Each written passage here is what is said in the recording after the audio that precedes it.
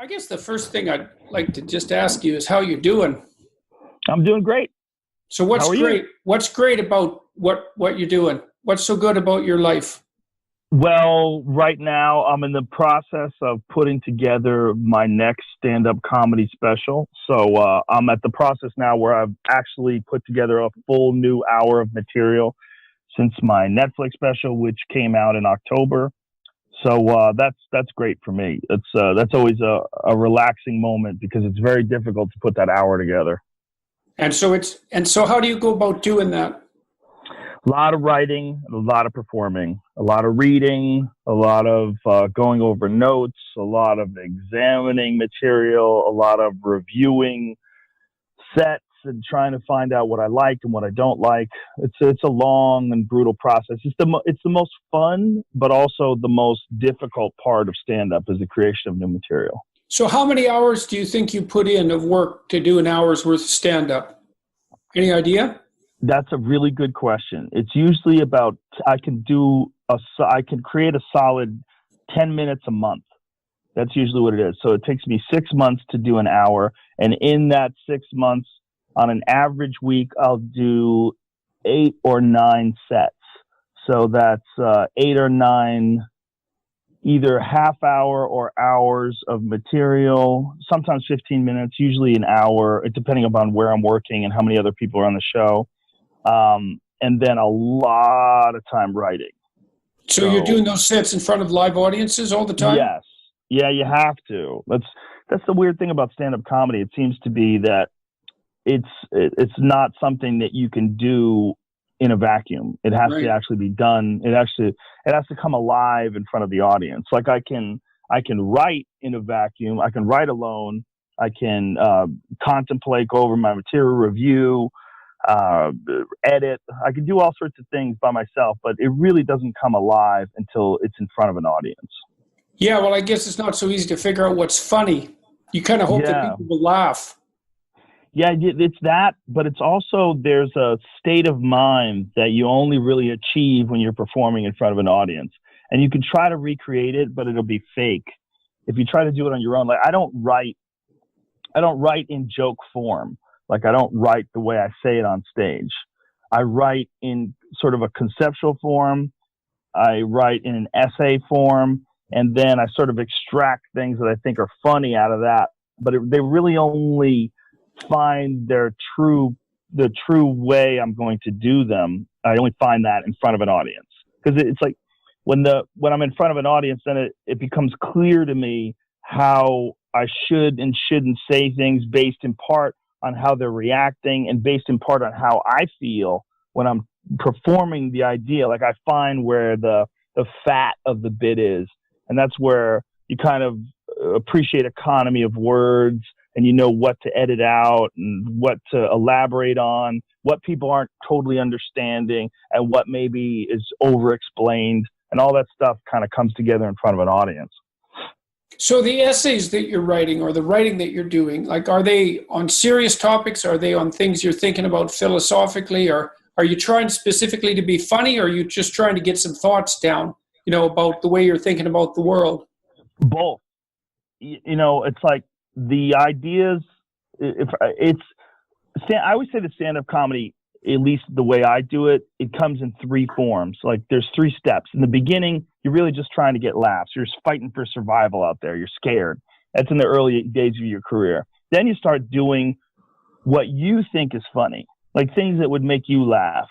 But then in stage 3, you start trying to make ideas funny.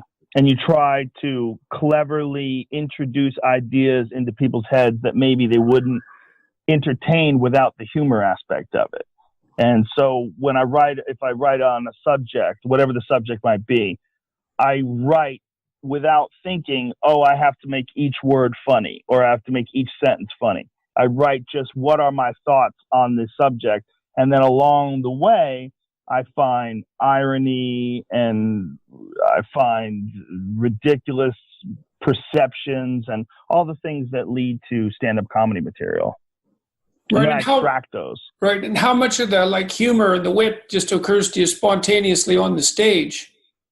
Sometimes a lot. It depends on the subject, but it's always a possibility. Some of the best lines that I've ever come up with in my act I come up with on the spot while I'm just talking about things. Right. Well, that should be when you're like into the subject and things are going well with the audience. Yeah. That's basically how it goes. It's a tricky business. Yeah, it sounds like an extremely tricky business, and one where the cost of failure is humiliation and emotional pain. Yeah, it's the worst. yeah. There's not that many things that are more embarrassing than like trying to be funny, especially if you've put, say, 100 hours into 1 hour of preparation, which is less than you're doing, and then finding out that you're just not that amusing. That doesn't more sound common good. than not. Yeah, no, yeah. It's not good.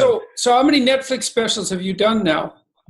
I've done 3, and I'm working on my 4th one right now. But overall, I've done 9 different hours of comedy, either a comedy album or a video special. Yeah. What's it been like working for Netflix? It's great. They're very easy. Oh, that's good. Yeah, they really don't have any notes. They just let me. Fortunately, I got to them at a stage in my career where I was already advanced and I was already a headliner, and I'd already been doing stand-up comedy for decades. So it was good in that sense that I was well prepared. But they when we first signed this initial deal, they were really just wanting me to do what I do best. Right. So they liked it, and it's easy. There's really relatively little input, almost none. Right. So they're not willing to mess with success fundamentally. Yeah, they like what I do, so they're just like, go ahead. And they know that my goal is to do my best. I'm not trying to. I mean, there are comedians that will release material just for the money. They'll try to capitalize on their fame and put something out that's sloppy. And I feel like, for me at least, that's not an option, and that would taint my legacy and taint my body of work. I'm not interested in doing that. Right. Yeah. Well, I've seen your Netflix specials, and they're pretty damn funny. Thank you. That little skit you did on the Kardashians, that was a killer, man. Thank you. That took forever to work out. I had to figure out a way to make fun of that guy. God, or girl. God, it was ridiculous. You make an extremely intense, demonic gargoyle, a very good sense of humor. Yeah, so that was killing me. I thought, Jesus, he's not going to go there, is he? Oh yeah. He's going to go farther. Yeah, it's good. It's good to see that kind of like horrific courage manifest itself on stage. You really like that in a comedian, when you see them get going. And I used to see this with Sarah Silverman. You could see her eyes sort of flash, and she'd think, "Oh, I shouldn't say that. No, there's no way anyone should say that." Then she'd say it. You'd think, "Oh, no one should have said that." But man, it was deadly. Yeah, I think out of all the women doing comedy right now, she's probably the best at that. She can come up with pushing that envelope. Yeah, that's for sure. There's some very dark recesses in that woman's mind. Yeah. Okay, so the Netflix thing is going well. Do you enjoy doing that? Yes. I enjoy it. What do you like about it? The danger of it, the difficulty, the challenge that it's done and people enjoy it, that I'm legitimately affecting people. I love that they'll get a chance to sit down and watch it for an hour, and it'll make them feel better. They'll laugh. It takes them out of the dreary dullness of their day or the agony of whatever they're going through in their life, and they can escape that for an hour. And thank God for comedy, man. It's just in the same domain as music for necessity. Yeah, I agree. It there are campuses now where there's like no sarcasm rules, eh? Oh, that's hilarious. God, can you imagine? I'd last about 15 seconds. Is sarcasm considered a microaggression? Is that Yes, definitely. Yeah. Unless it's real sarcasm, in which case it's a macroaggression. I just keep thinking that in time, this is going to be one of the most hysterical periods of time that people look back on, periods of history. Like, when we look at guys with powdered wigs and, preposterous behavior from the past, and we go, God, what were they thinking? I really think we're going to do the same thing about today. I think Well, I hope one so. of the most, I think for sure.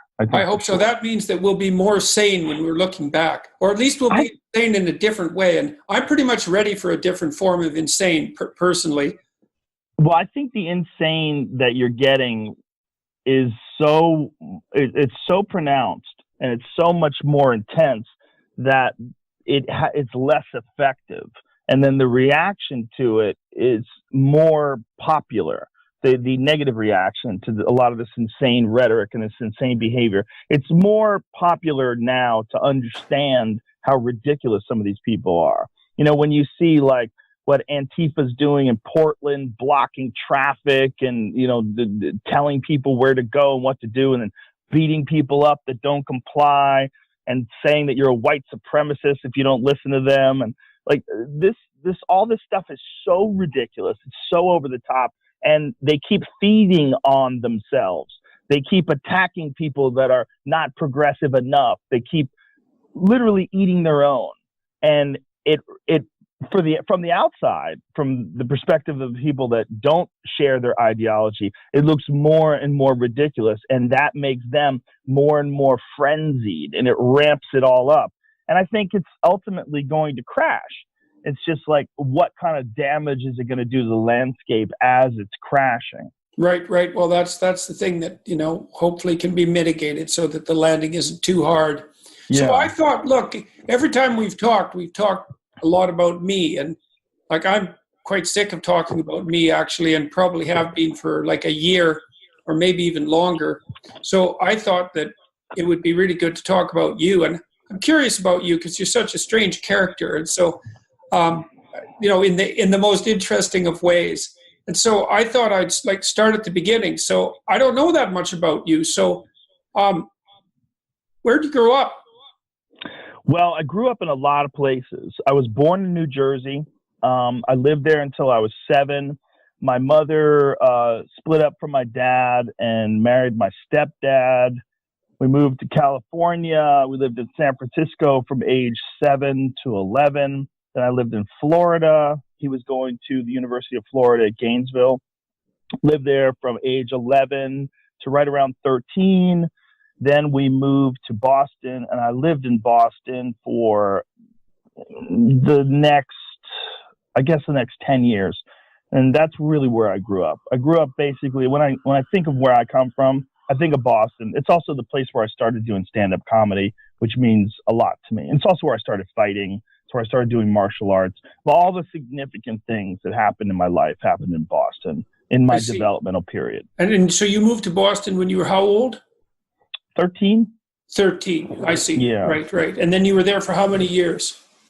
11 years. Oh, yeah, so that's a long time. Yeah. Where do you live in Boston? Newton, Upper Falls. It's a suburb of Boston. Yeah. Nice in New England, eh? Yeah, I love it out there. Yeah, me too. The people have a great sense of humor. It's like Toronto in a way that you have to deal with that wicked winter. And I think that develops character in people. It was funny. You know, when I moved to Boston, because I'd lived in Alberta and then Montreal. And Montreal is bloody horrible in the winter, and Alberta's even worse. And so I'd go down to Boston, and I went down there to interview first, and it was February, and like, it was spring as far as I was concerned. I didn't even have a coat on. And then when we lived there for years, you know, it was so funny. We lived in this old house by a park, and we'd get those nor'easters blow in, you know, with the hurricane level winds, and it bloody well snowed 3.5 feet. And I'd be thinking in my Canadian way that, Jesus, I better not go outside because I'll just freeze to death the second I step outside. But I'd go outside and it was like, well, it was 34 degrees or some damn thing. It's like I was expecting minus 40, you know, just horrible. So Boston winters never, I mean, apart from the snow, which was, you know, deadly significant, they never really struck me as winter. They sort of struck me as, well, this is the sort of winter that you'd like to have if you wanted a showy winter that people could be pleased with rather than one that just sort of killed you. Yeah, Canadians are on another level when it comes to winter. I have some pretty good friends that live in Alberta. And whenever I go up there, it's like, whoa. Yeah. Where do you go? Where do you go? They're outside of Edmonton. They're about 2.5 hours north of Edmonton. Where? I don't know the name of their town. It's where I go bear hunting. Uh-huh. That's Yeah, because bear, one thing you notice about bear is they have fur. See, that's why they can live there. Human beings, they don't have fur. So they actually can't live there. Yeah, 2.5 hours north of Edmonton in the winter. Yeah. You go outside. Rugged. You go outside in the wrong day and you're out there too long, then you die. So or you run into a grizzly, which is also yes. There's also that. Those are nothing to contend. Those are nothing to take lightly, man. When we used to go camping, especially in British Columbia, grizzly bears were always a concern because, like a black bear, if it chases you, and first of all, it's only about a third the size of a grizzly bear, and it's still pretty big. Like it's a black bear, it's not like a house cat. And if those things chase you and you play dead, they'll usually leave you alone. But if grizzly chases you and you play dead, then it eats you. And then of course, if you fight back, well, it also eats you. It just, maybe you get a blow or two in, and probably not. So yeah, that was one of the terrors of camping there. More people are preyed upon by black bears. When a black bear attacks you, it's usually because it's trying to eat you. When a grizzly bear attacks people, it's usually either a mistake or it was scared or it's really hungry. Yeah, the black bears tend to be like that too. A lot of them are old if they attack you. Yeah. Yeah. They're getting so they can't catch a real animal, so they'll settle for like an Arctic monkey with no fat. So yeah, they get desperate. Yeah. So New Jersey. What do you remember about New Jersey? Boy, that's where I went to Catholic school, which was a horror in and of itself. And it's where my relatives lived, and I just remember the ethnic Italian environment and what that was like. What it was like being around my relatives around there.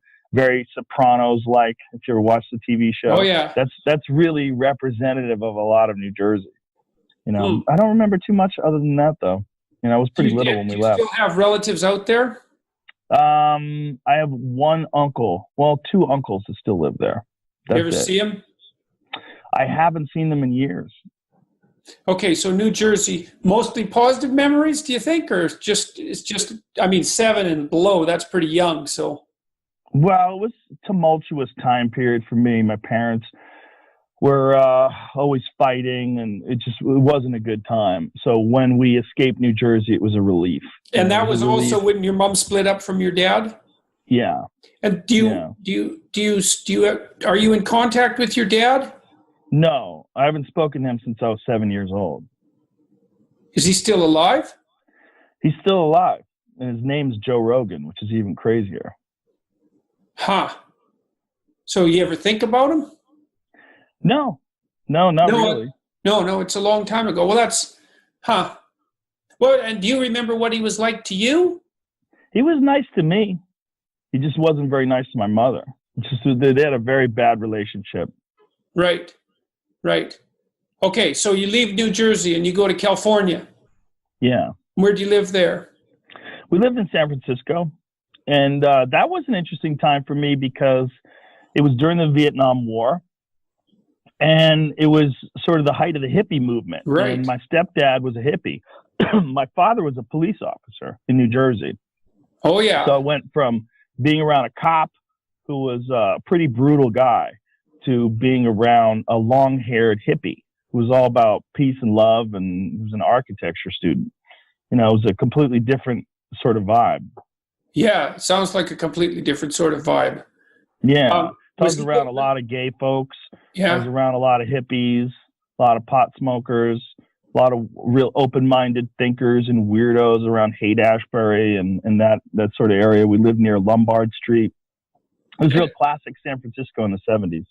70s. So, yeah. Let's see. So you would have been, you said 7.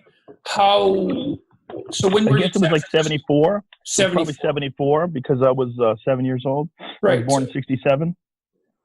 So you're 5 years. I see. You're 5 years younger than me. So that places you there. So yeah, it was still pretty hippie central. Yeah, it was pretty interesting. And then I went from there to Florida, which was like a total polar opposite. That was the first time I'd ever heard anybody say the N-word was in Florida, and I didn't know what it meant. I had to ask my mother. My mother got upset at me. She thought I knew what it meant. I was just playing games. I was like, I don't know what it means. I'm like, tell me what it means. She said it's a bad word for black people. And I was like, wow, really? I go, okay. Because I was hearing it all the time. I never heard it in San Francisco. I literally didn't hear it until I was 13 years old. Or, 11 years old. And so, so where did you move to in Florida? We moved to Gainesville, which is where the University of Florida was, where my stepdad was going to get he's studying architecture. And then we eventually moved to Boston so he could go to the Boston Architectural Center. That's why we wound up moving there. And is your mom and your stepdad still together? Yep, still together. And do you see them? All the time. Yeah, they have a great relationship. It's really completely different. They've been together forever. They get along fantastic. And in many ways, that sort of modeled my expectations for a real relationship. You know, like I saw the worst and then I saw a really great one. And I'm like, okay, I want that, you know. Yeah, that's a good choice. That shows some wisdom on your part, picking the second one rather than the first one, let's say. Yeah. And has that worked out? Have you had good relationships? Oh, yeah. I mean, my wife's awesome. You've been married for how long? Almost 10 years. 10 years. And you have 2 girls or 3? I have 3 girls. 3 girls, right, yeah. 2 young ones and 1 adult one. Right, I remember on the special that I was referring to that you were bemoaning the fact that you were absolutely saturated in a feminine environment. Yeah, it's interesting, man. It's interesting, but I think it balances me out. I think ultimately it's probably good for me. Yeah, you think it's interesting now. You wait till they hit teenagehood. Yeah, then it'll be interesting, all right. Yeah, for sure. Yeah. I actually enjoyed having teenagers, you know, weirdly enough. I mean, we had a good rule in our house with our kids brought their friends over to our house a lot. And it was funny because when they first came over, when my teenagers' friends came over, they were always afraid of me. But after about a month of being there, you know, like getting to know the place a bit, not staying there all the time, obviously, but getting a bit familiar with it, they ended up being a lot more afraid of my wife. So that was quite funny. But she's, you know, she doesn't look that dangerous on first impressions. And she's kind of soft-spoken, but she's very unforgiving. That might be one way of putting it. And yeah, we had a pretty good rule in our house with the teenage kids, which it's a good one to know, which was, look, we're really happy you're here, you know? But if you do something really stupid and we never ever have to see you again, that would actually be okay with us. That's a good rule. It's a good rule. Well, they also knew we meant it. And so the kids could have their friends over, you know, and they could have a reasonable amount of fun, or maybe even a slightly unreasonable amount of fun, but they couldn't have an overwhelmingly unreasonable amount of fun. And so that's a great way to put it. Overwhelmingly unreasonable amount of fun is a great way to put it. Yeah, that was too much. We had a good drug policy too, I think. How'd that go? I think it went well. The rule was, look, I know perfectly well you're going to experiment. They were going to an art school. You know, it's like, I think that one of the majors was like pot smoking and another was experimentation. Like there was just no way they weren't going to experiment. And my rule was, I better not be able to tell because you're being too much of a fool. So if you're going to experiment, you better handle it because otherwise you're pathetic. And that seemed to be pretty good. Well, that's, you know, because I really thought it through, you know, because there's a literature on experimentation among adolescents, both criminal experimentation, you know, delinquency, minor delinquency and that sort of thing, and drug use. And you get pathology at both ends. The ones who are, you know, smoking pot every day and taking drugs on a regular basis, their outcome's not so good. But the ones who abstain completely and never experiment, their outcome is also not so good. They tend to be on the dependent, anxious end of the distribution. And so, you know, you want your kids to, well, play with the rules a little bit. But then I thought, well, okay, you got to play with the rules a little bit. What are the rules about playing with the rules? And one should be, try not to be a bigger fool than necessary. That's a good one. So you're not compromising yourself in the present. But the biggest issue, I think, really, and I think this is the fundamental rule for experimentation with adolescents is you don't get to screw up your future. Right? Yeah. Because that's the killer. Well, what I worry about more than anything is opioids. I worry about those because people are dying from them. Yeah. You know, no one's dying from pot. It's very rare that anybody is doing something so stupid that they put their life in danger from pot or mushrooms. I'm worried about the ones that kill you. You know, I mean, I worry about pills more than anything that my children might possibly face, especially when I consider the fact that these opioid manufacturers, they keep making these damn things stronger. And I don't understand. I mean, it's not like OxyContin wasn't strong enough as it is, but now they have fentanyl. And now they're coming up with things that are stronger than fentanyl. It's disgusting. Yeah, well, it's a weird arms race, Because, I mean, this is something that's really an unexpected consequence of the illegalization of drugs, is that now we've generated all these chemists who are really good at making tiny variations on every psychoactive substance known. And now instead of like 10 addictive substances you can get yourself into serious trouble with, there's 300. Yeah. So that doesn't seem to be a big plus. No, it doesn't. It's disturbing and it's disgusting. And, you know, they're finally starting to bring some of these guys to justice, and they're arresting some of these people and bringing them to court. Some of these manufacturers, they've been pushing this stuff down people's throats for years and incentivizing doctors to subscribe them. And it's a tough one, man. Like when my daughter was sick, when she was a kid, she was in extreme, it's got to be agony is the right word, you know, for like 2 years, about that, because she was walking around on 2 broken legs. You know her story a little bit. Mm-hmm. And the physician at Sick Kids, which was the person who was dealing with her arthritis, would only prescribe her basically, Anacin, minor league over-the-counter painkillers, which was like trying to kill a grizzly bear with a fly swatter. It really wasn't the right tool for the job. And we found a family doctor who had enough courage to prescribe her OxyContin. And that was no joke, because the first couple of weeks she was on OxyContin, it was really odd and rough because it was like she was drunk. And so that was, that was weird socially, to say the least, and also rather frightening, but it did control her pain. And we actually had them mix OxyContin with Ritalin, which is a strange combination, but a good one to know about because OxyContin sedates and Ritalin stimulates, but the combination of the two are synergistic, so they can really control pain.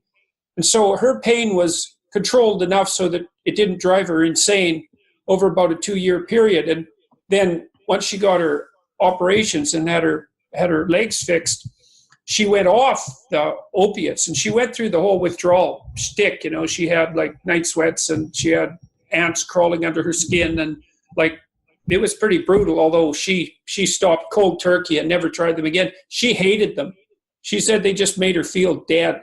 And it's funny, a lot of people, you hear the horror stories that, if you try opiates once, you're pretty much screwed because they're so wonderful. But lots of people don't like them. But there is a sizable minority of people, who really like them. And then there is the danger that you described of overdose. And that's a frightening thing. Hopefully your kids are smart enough to stay mostly away from pills. Yeah, hopefully. You got to worry about the influence of their friends and peer pressure. Yeah, definitely. Well, the terrible thing about teenagers, is that everybody always says, well, why do you succumb to peer pressure when you're a teenager? And the answer is, well, that's why you're a teenager.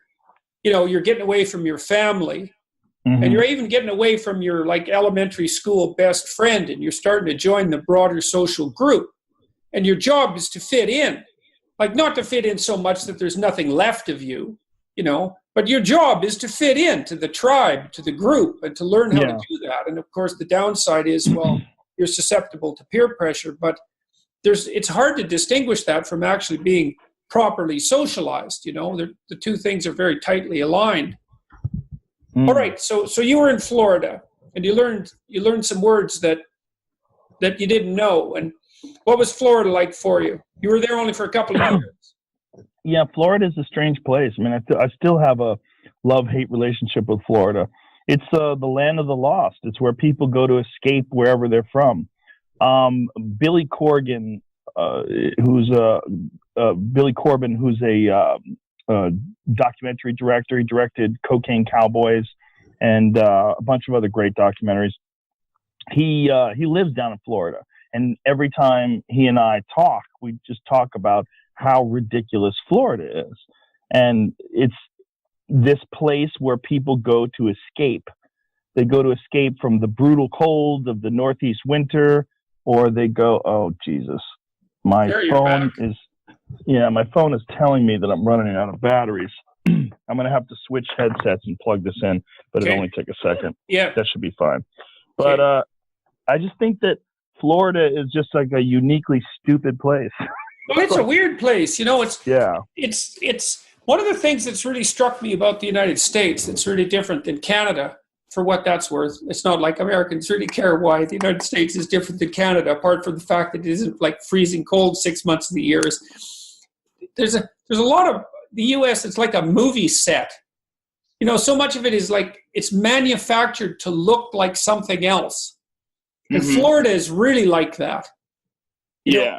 And it's a very strange place to visit, because everything is not in the old towns, but the beach towns are like that a lot. That there's some genuine old Florida, but most of it's manufactured fake utopia for exactly the sort of people that you're describing. That doesn't make it unbearable or anything. I mean, the weather's nice and the beach is nice, and there's worse places to live, but there's something about it that's like it's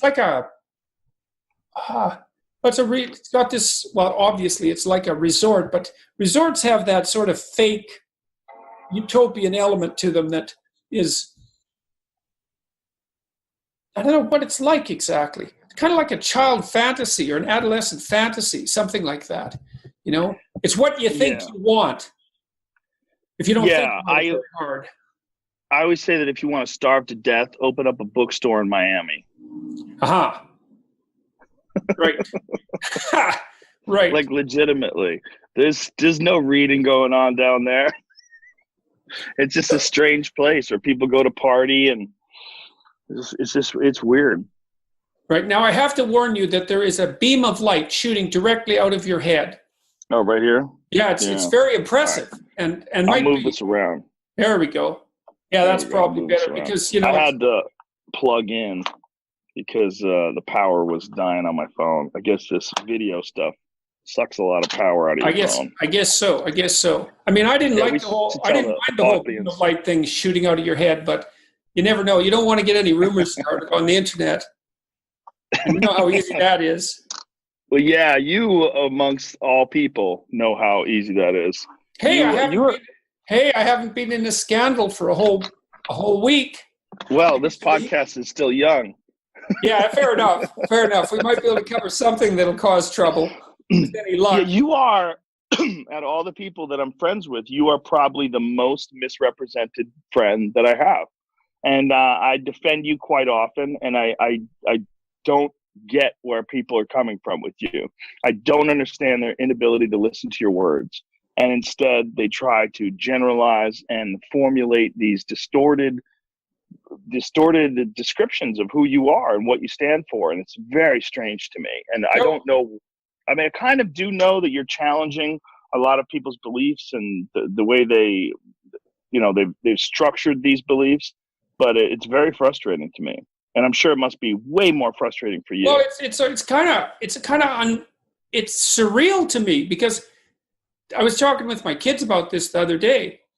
The way people think I am, especially if they read, the hit pieces that the journalists have written and maybe even watch me in those interactions, they think I'm provocative and they think I like combat and conflict and, and I don't. I'm not combative, actually, and I really don't like conflict that much. I go out of my way quite a bit to avoid it. And, I'm misogynist, except that almost all the people I've ever worked with in my whole life have been women, and I've been in a women-dominated field. And I never thought of myself as right-wing, that's for sure. I mean, I mean, maybe now that the far left has gone completely off the deep end, it's like, well, maybe I'd be classified as a conservative, but that's mostly because as a social scientist, I learned that you shouldn't conduct large-scale experiments on huge swaths of the population and assume that your stupid idea is going to work out correctly, because it won't. You can't even get people to behave properly in a lab for like half an hour. So how you think you're going to get a whole society to do what you want, as a consequence of passing a piece of legislation is beyond me. But yeah, it's and here's something else that's weird. Like if you read the newspapers on this new, I got disinvited from Cambridge Divinity School. I mean, what a thing to be disinvited from, a divinity school. Christ, you have to be Satan himself to get disinvited from a divinity school. And, well, it's so crazy. And I just wanted to go down there and learn some more about the biblical stories, the Exodus stories. That was the idea. And then to get disinvited, to have that be a whole big scandal, it was just like, what the hell, man? It's quite the crazy situation. And then, so you read about all this and you see this online and you'd think, God, his life must just be hell because of all the controversy. But then when I go out in the streets or to my lectures or anywhere, it's completely different. It's unbelievably different. Like, so now if I walk down the street, I mean, when you walk down the street, you must just get identified all the time, eh? Like, yeah.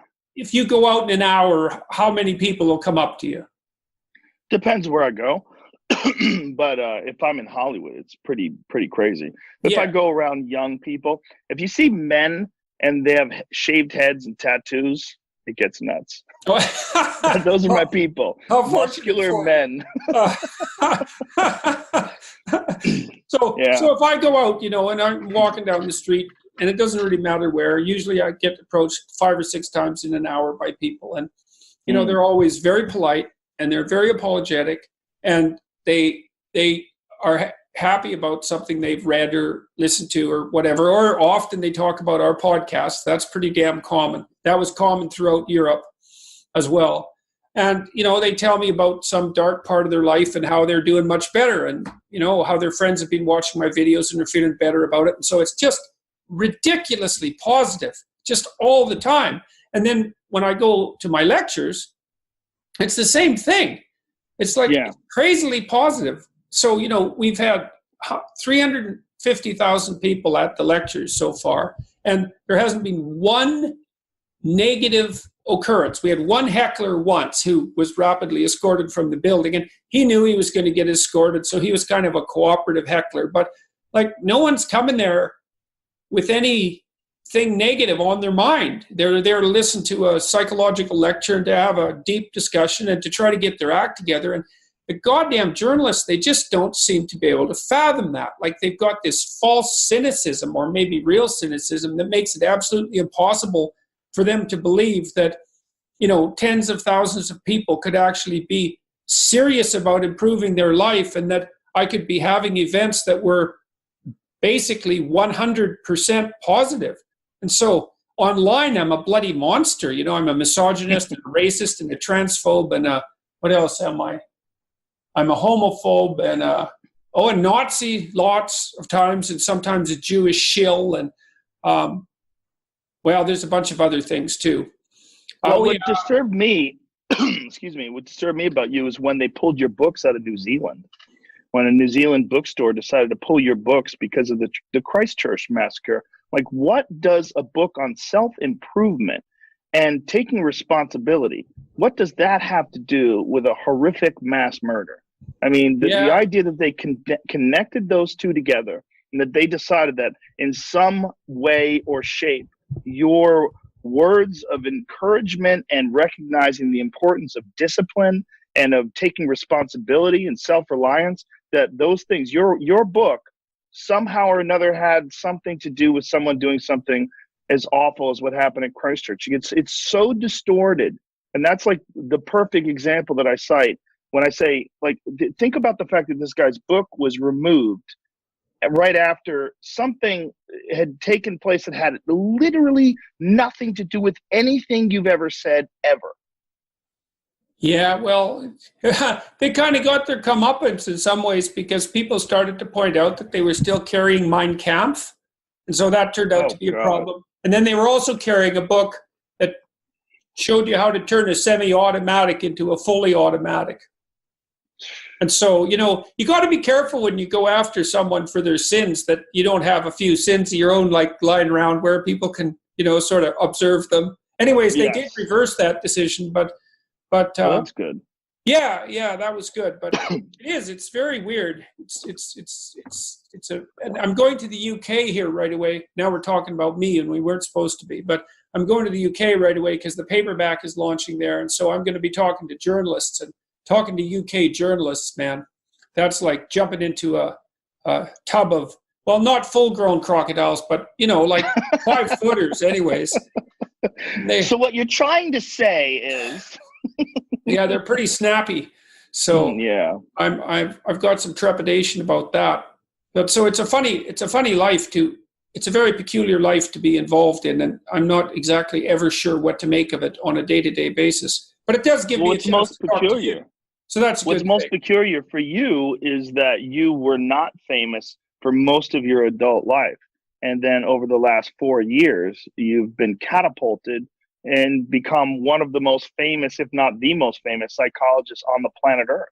Yes, it's very disconcerting. It's hard to get it. It's actually rather hard to adjust to that. I mean, maybe it's a function of age. I found, when I was younger and I used to move from place to place, take me about a year to adapt. But I also noticed that as I got older, every time I moved, it took me longer to adapt. By the time you're 56, if you know someone for 10 years, it's like you feel like you're just starting to get to know them a bit. When you're 17, you have a roommate for 6 months, and it's like you're best friends for the rest of your life. So It is a very difficult thing to adapt to. I can't really wrap my mind around it. And I guess it's also partly because it's true no matter where I go. Like I went to Slovenia, and everybody speaks English in Slovenia, by the way. And you are a big hit in Slovenia. I don't know if you know this, but it looks to me like the podcast YouTube world has even more impact in places where the press is not very reliable. And so like everybody knew about our interviews and our podcasts. And so I was stopped in Slovenia constantly, that was a real shock too. So, so the shock is, and this is the weird thing about YouTube and about podcasts, is that it's just not one country or two countries. It's like every damn country. And so but I'm really fortunate. I'm really fortunate because, like I said, all the public encounters I have are extremely positive. They're hard to cope with, though, in some sense, because people they always tell me a serious story. They say, I was in some sort of hell of some sort 6 months ago, too much drugs or alcohol or bad relationship or not getting along with my family or underemployed or nihilistic or depressed, whatever, like whatever little corner of hell they have to occupy. And they've been practicing something like maybe developing a vision for their life or trying to live a more meaningful life or taking more responsibility or like really making an effort to pull their families together. And to advance at work regardless of what their job is, and it's working, and so they're always like shell shocked that it's working and thrilled to death. But it's so strange to have these intense 20-second, 30-second conversations with people about really deep elements of their life, and then it's a shock, and then you walk along the street and it's a normal day, and then someone else comes up and does the same thing. It's like I don't know what to do with it emotionally. It's because maybe, someone might tell you that, I don't know, maybe they tell you that something if you've been helping them, maybe they tell you that once a year or once every 5 years or something, but to have it happen all the time is, I don't know, I think it fills me with a kind of sorrow. Like I'm really happy that it's happening and everything, but there's still something about it that's deeply and deeply moving and difficult to adjust to. So and sorrow because so many people are struggling out there and that you're encountering all these folks. Well, the sorrow is that there's so many people struggling out there, and they don't have this sort of, they have so little support that my lectures and podcasts in the book were what was necessary to help them straighten themselves out. It's like, you just can't imagine how many people out there haven't heard an encouraging word. So it's like they're home on the, what's the old song, home on the range? Yeah. Except that's where you don't hear a discouraging word. Well, these people have never heard an encouraging word. And it's sad to see how common that is and how little it takes to turn that around. And it's so fun out in the lectures because, a lot of the people in my lectures are, correct, they're the same people you were talking about that stop you in Hollywood. They're kind of rough working class guys. That'd be about 30% of my audience, I would think, And they're not the sort of people that you would stereotypically presume would come to an hour and a half lecture on, philosophy and psychology. But man, they're listening like mad. And it's so fun and interesting to watch them think it through and to take this seriously. And, and they come up afterwards and they say, I've been watching your lectures and I'm a much better husband or I'm a much better father. And sometimes they have their girlfriend or wife with them and she says the same thing. And, it's really nice, man. It's really something. Yeah. Well, you really are making a giant impact, and it's only understandable that it would be difficult for you to wrap your head around what this is. And it's not something that very few human beings ever get to experience. A very, very, very tiny percentage of our population worldwide is ever put in a position like you're put into. So let's look at your position. I mean, I asked you this at one time. So you last time we talked, I think you were getting something approximately 100 million downloads a month on your podcast. What are your figures? If you don't mind, what are your figures like? Oh, double that. Yeah, Jesus crazy. Christ, that's just unbelievable. Especially with YouTube, the YouTube and all the YouTube clips, and it's actually probably more than that. It's nuts. It's gotten to the point where I try to pay as little attention to the numbers as possible and just concentrate on doing the show.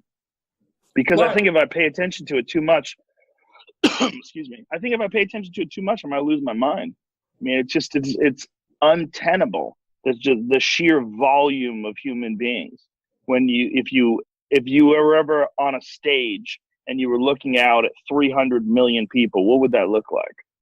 I mean, it's not 300 million people because it's 300 million downloads in a month, but the real number of human beings you're interacting with, I mean, I don't know what that is. Is it 50 million people? I don't know how many actual million people are listening to the show or watching the show on a regular basis, but it's an unmanageable number in terms of like reading comments or trying to pay attention to what they want or what they don't want. It's very strange. Yes, it's a very weird position to be in. There's no doubt. And the strange thing is that, well, we've talked about this before too. Like this is early days, right? I mean, this has only been happening for about, how long have you been doing your YouTube videos? The YouTube videos are only a few years. I think it's only 3 or 4 years. The podcast will be 10 years in December. Right. Okay. So 10 years, that's starting to become a decent chunk of life, but 3 or 4 years, that's still new. And then, I mean, the podcast market and the YouTube market they're brand new technologies fundamentally. Fundamentally. And now you're seeing corporations trying to capitalize on it. And, I've started to get these very bizarre offers to make my podcast exclusive on this platform or that platform. And, these companies they're throwing crazy amounts of money around at podcast networks, hundreds of millions of dollars to buy podcast networks. So it's becoming very, very strange because what was a joke 5 or 6 years ago, literally like, why are you wasting your time doing a podcast? I used to hear that all the time. Now it's, how did you do this? How did you make this podcast so popular? Now you get a totally different question. Yeah, well, it's so strange because so many people nobody realized that there was an audience for on-demand audio. And you see the same thing in the book world, right? Not only that, but not just on-demand audio, but long-form conversation. Yeah. Even my friend Ari, who's one of my best friends, would always tell me, you got to edit your shows. Nobody wants to listen to anything that's 3 hours long. So I'd say, well, then they don't have to listen. And he's like, you're doing yourself a disservice. And I'm like, I don't think I am. Like, why not? If someone only has an hour, then listen to it for an hour. Like, you're not going to, I mean, you might miss out some information, but it's not going to change your life. Like, do whatever you want to do. But I like talking to people for long periods of time, because I think you really only get cooking after like the first half hour, 40 minutes. That's when you get comfortable. You sort of get into a groove of communication, of figuring out this person's rhythm and thought processes. And and then as you expand on these ideas and you share information back and forth with each other, after an hour and a half, 2 hours, that's when things really start getting deep. And oftentimes the last hour of a 3-hour podcast is the best hour. Yeah, well, that intuition was certainly right and revolutionary. You never know when you come up with a revolutionary idea. But part of my revolutionary idea is just me being stubborn. It's just like, I didn't care. I wasn't doing it for money. So the only reason why I was doing it is because I enjoyed talking to people like you or many of my other guests. I want to talk to, it's a very rare opportunity where I would get a chance to sit down with someone like you with no distractions, no other people in the room, no cell phones, and just talk for 3 hours. Yeah. That's so unusual in our world and our constantly distracted world. And I think I've gotten a fantastic education because of that. I mean, it's really enlightened me on so many different subjects and expanded my understanding of people in general. And conspiracy theories. I mean, man, you're up on those. I've got some of those too. Yeah, so it's important to be up on the conspiracy theories just to keep track of the damn things. Well, you got to know what people think of you. I've been lately, I'm a Zionist shill. This is the most recent one.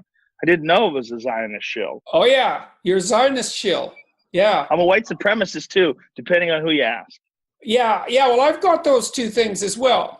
So, and it's like, it's real interesting to be able to juggle both of those identities. It's like, yeah, good luck with that. One day, white supremacist the next. It's sort of like being gender fluid, except on the political spectrum. Yeah, that's a good way to look at it. Yeah, I mean, why do you have to be conservative or Democrat? Sometimes you're one and sometimes you're the other. It depends on the day, and there's no reason to extend that like all the way out to the edges.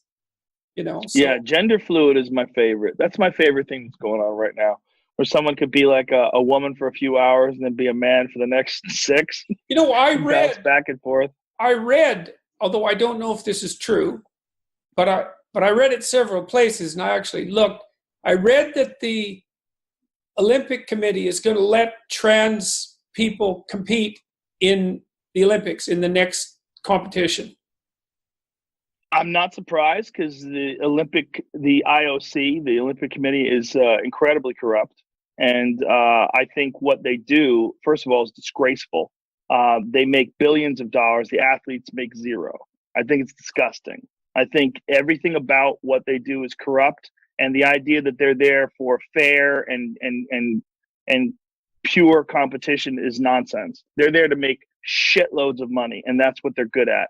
And what they're good at doing is putting on these gigantic events where they profit in spectacular and staggering ways, and the athletes dedicate their entire life to these moments, and they literally make nothing. And then after that, if they're lucky, if they're very famous and popular, they can eke out a living with endorsements. Right. Or, for the rare person like Michael Phelps or someone like that, who's just a true outlier, they can actually get wealthy from it. But it's very, very rare.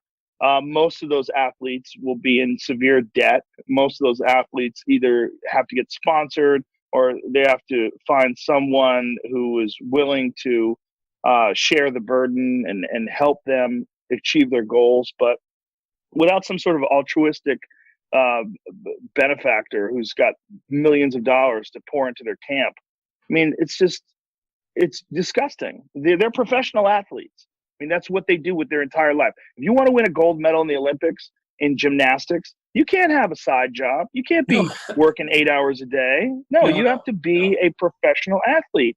And the Olympic Committee knows this. And if you've ever paid attention to how they've let people get away with cheating, I mean, there's a fantastic documentary out right now by Brian Fogel called Icarus. And it's all about the Sochi Olympics and how Russia cheated in the Sochi Olympics, and the IOC barely punished them. They punished a few people, and how the IOC and the World Anti-Doping Agency they have people from each organization. They share, like, they go back and forth. They work for one and they work for the other, and they're totally in conflict. It's a total conflict of interest, and it's a dirty business. So if the tide of political perception is that it's a good progressive thing to have trans women competing in the UFC, or not in the I shouldn't say the UFC, because that'll never happen, but trans women competing in the Olympics,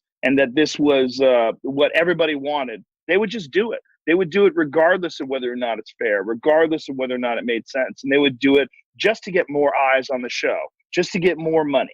And that's what they're there for. That's what they're good at. It's fascinating to see how all that plays out, because it's so absurd. I looked up some stats the other day because I was curious, It's like, okay, I know that all the differences between men and women are socially constructed, but nonetheless, I went and looked up the biological comparison of strength. And the typical woman has 30% of the upper body strength of the typical man, and about 55% of the lower body strength. Now that's a big difference, man. That makes the average man 3 times as strong in the upper body. Jesus, that gives you an advantage that's just, it's criminal. So it is, but the question is, how much do you lose from the conversion? How much do you lose from estrogen? You lose some. But if a woman, look, if you have an athlete who's a woman who's 32 years old, and it turns out that she's been taking steroids her entire adult life. So she's been taking steroids for 12 years every day, and then decides to stop taking them right before the Olympics. Wouldn't everybody agree that she has a massive advantage? Wouldn't everybody agree that most likely her tendon strength, her muscle strength, her bone structure, all of that has been completely altered by taking performance-enhancing drugs? We would all agree to that. Well, guess what? That's what you're doing if you're a man for 30 years, and then you decide to transition and become a woman for 2, even if you're taking estrogen, even if you go through the thing I don't understand is, apart from the obvious unfairness of that, what I struggle with understanding is the triumphalism of the victors. It's like they enter these contests and then they win, and then they celebrate their victory as if it's a genuine victory, despite the fact that they wiped out these women who've been working mostly within the rules for, maybe not decades, but certainly many, many years in succession. And they just blow them away, especially in strength contests. And then they actually treat that like they won, and then they also claim it as a moral victory. And for me, that's just that. The only thing I see in that is a narcissism that's so deep that it's almost unfathomable. It's like, how can you take pride in that sort of victory unless you don't see who it is that you're defeating? I don't get it. Well, it shows how pathological this whole thing really is when you're dealing with the idea that you can turn a person into someone of the opposite gender, not just recognize them as being a woman and treat them as a woman and allow them to use whatever name they would like. I'm all for that. But it's that you are going to say, no, this is a woman and she should be able to compete with women, including in combat sports, rugby. There's a male to female trans athlete that plays rugby in Australia that's 240 pounds and just smashing women. And I don't think there's any real standards that are universal in terms of what do you have to go through in terms of your conversion therapy. And what about size differences when you're dealing with high impact sports? No, because that's sports. A political minefield. The radical end of it is, well, you're the gender that you say you are, and the medical conversion is irrelevant. And I don't know how that translates into the sports world, but my sense is that if the same thing happens in the sports world that's happened in the political world, that it will be basically indistinguishable from whim. It's like, well, now I'm a woman. It's like, Yeah, I had a argue. guy on my podcast recently, and this came up, and it was a big argument. And his stance was he is all for inclusiveness, and he wants he would like to move towards a world where trans athletes can compete and they're included, and they can compete as women. And I was trying to explain the benefits of being a male, the physical benefits of being a male and competing against women. And he just didn't want to hear it. It was just in denial of it. It was going against these preconceived notions that he had, and the ideology. There's a part of progressive ideology that is you're supposed to look at a trans woman as every bit a woman. Yeah, well, that's 100%. because you're supposed to accept the doctrine that all differences between men and women are socially constructed, which is, of course, a doctrine that's, I think, nonsense. It's delusional. Yeah, it's nonsense. It's delusional for some even deeper reason that's even harder to fathom. And I don't know what it is. It is hard to fathom. I don't understand the root of it. I really don't. I even when I talk to people who subscribe to these notions, I don't understand the logic. I don't understand where's the breakdown in their perception of the world where they don't see. And another thing that we got into. Go ahead. Please. I was saying another thing that we got into was children transitioning. Oh, yeah. And then he was in I keep hearing this. This is something that I keep hearing that's driving me mad. That hormone blockers, that these puberty blockers are reversible. They keep saying that they're harmless. They're reversible. If the child changes their mind, they could always just get off the bar, and the results are reversible. That's not true. You're affecting the development of a child. If you're using these hormone blockers, you are changing the way the child is going to develop because they're not going to have testosterone the way a normal boy would if they're transitioning from male to female. If you're doing this to a 6-year-old kid, the notion that this is completely reversible is completely disingenuous because that child is not going to go through the same developmental period physically as they would if they had access to testosterone. They're just not. It's just not true. It's not true if you talk to medical doctors. It's not true if you talk to a biologist. It's just not true. And it's something that they use to try to justify the, in air quotes, harmlessness of this particular type of therapy that they're encouraging. Yeah. And it's just to say that there's nothing wrong with being trans. And I don't think there is anything wrong with being trans. But I think there is something wrong with making decisions for a child or allowing a child to make decisions that will massively impact them for the rest of their life, and to make that decision when you're 6. Like, I could only imagine if I was a person who had gone through that and then having this conversation with my parents going, why the fuck did you let me make that decision? Well, it's going to be really interesting to see that play itself out in the courts in about 12 years. Oh, it's going to be ugly. It's going to be ugly. And it's going to be ugly, man. Because, you don't let your damn 6-year-old get a tattoo. Right, exactly. I mean, and a tattoo's fairly reversible. The whole thing about it is nonsense. And it's this whole progressive ideology that they're subscribing to. There's a doctrine, like there's all these different things that you have to subscribe to if you want to accept that ideology. And this is one of them. Yeah. This is one of them. Trans children. Yeah. Trans children. You can't say, that is problematic. You're not allowed to say that. You can't even entertain the notion that this could be a particularly egregious offense on a child if they decide that was a bad idea. Well, I guess you kind of, if the primary idea is that our society is an oppressive patriarchy, and I think that's like number one idea, then anything that touches on that in any way immediately becomes untouchable. And so in order for the adults to make the decision, then you have to believe in authority because the adults have the authority. And if you're going to believe that the adults have the authority, then you have to believe that hierarchy has some value. And then that tangles you up with your insistence that, hierarchy is definitely oppressive and especially the Western form of hierarchy. And so I think that central axiom is so vital that anything that gets near it gets twisted and bent like it's too close to a gravitational field, and the logic is irrelevant because that fundamental central issue has to be supported at all cost. Well, this is one of the conundrums of our conversation. We came to this one point where I said, now, if a child identifies as a girl, I said, why not just let them be a girl? Why do you have to fuck with their hormones? Why do you have to chemically engage with their body? Mm-hmm. Yeah, if it's all nonsense.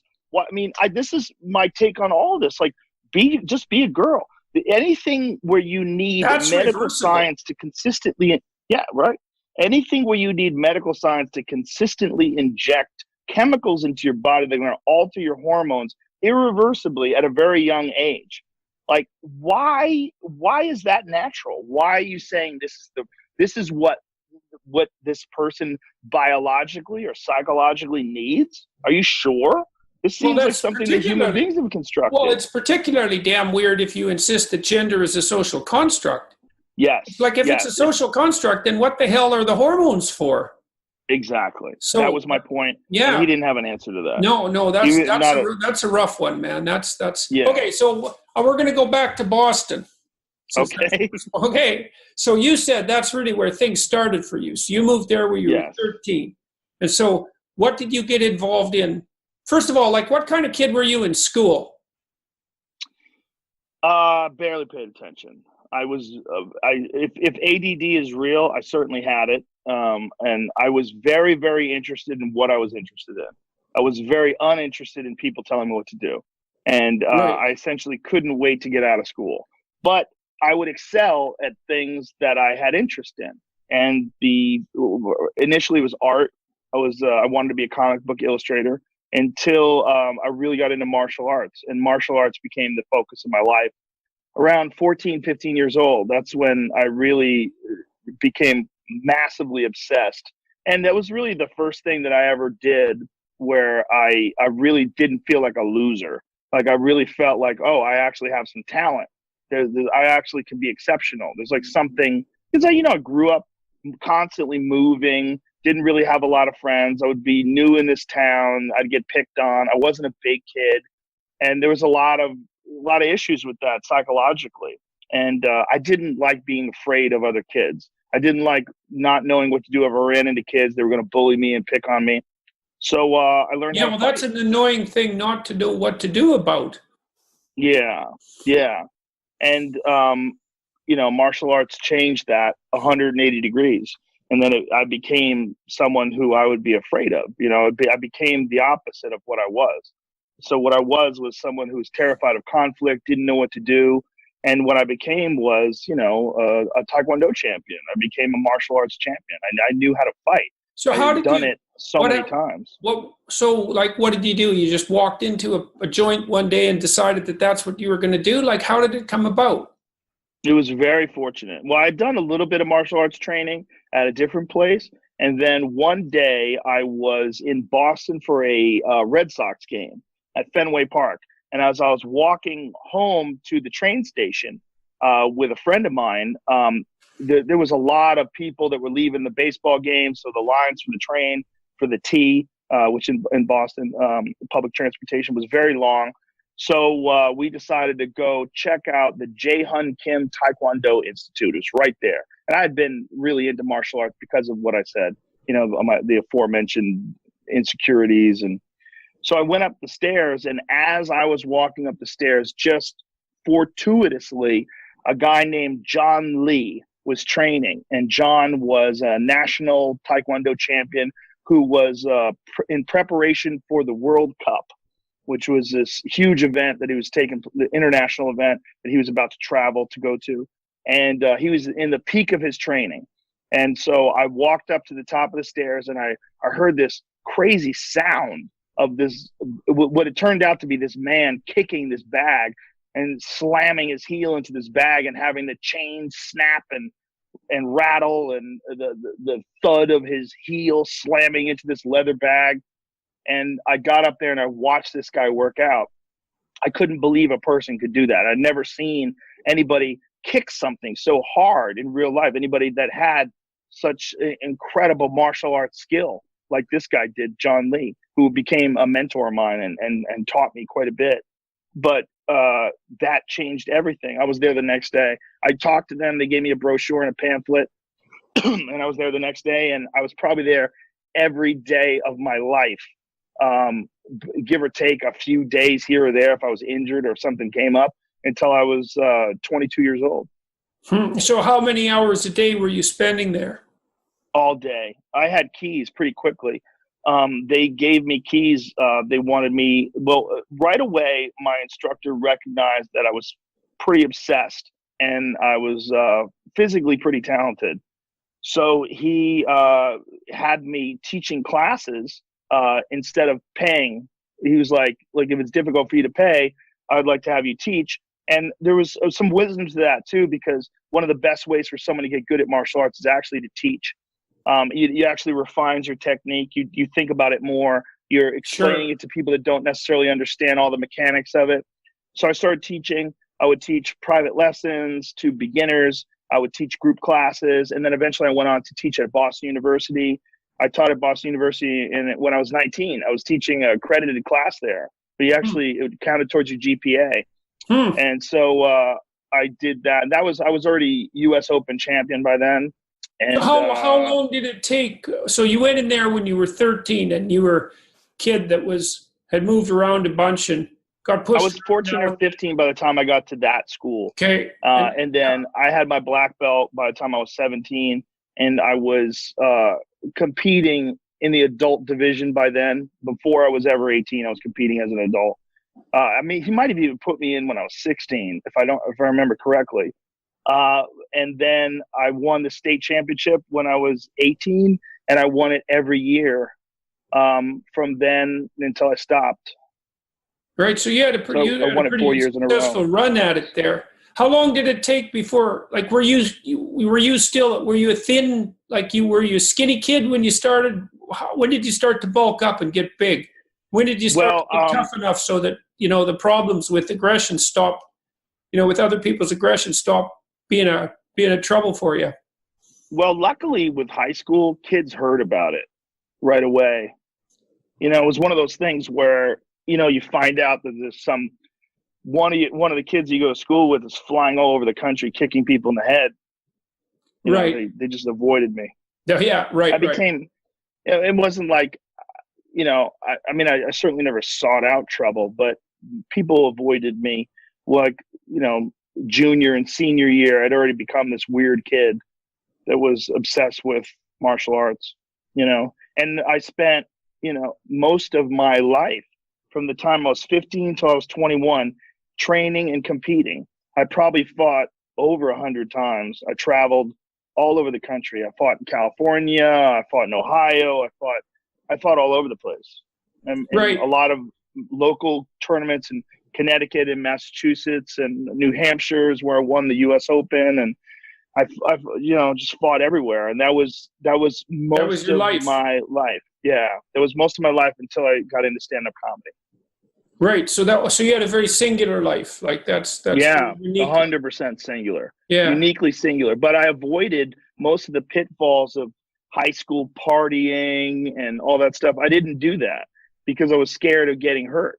I was scared that if I showed up for training hungover, that I'd get beat up, and that it would somehow. I was scared of anything that would take even a tiny bit away from my performance as a fighter, because I was obsessed with it. Was that scared of? Was that actually fear of being hurt because you made a mistake, or fear of losing the competition, or fear of being hurt, fear of losing the competition, fear of being hurt in training? Training alone was as scary as any competition. I just completely by luck wandered into one of the best schools in the world for Taekwondo. They had produced multiple national champions and real top of the food chain athletes in terms of Taekwondo. And it was just dumb luck that I walked into that school. And, I could have walked into another school that was a few blocks away that was terrible. I just got lucky. I got really, really, really lucky.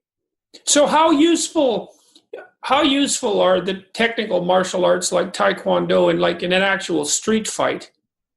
Not that useful. More useful than knowing nothing, but not as useful as Brazilian Jiu-Jitsu.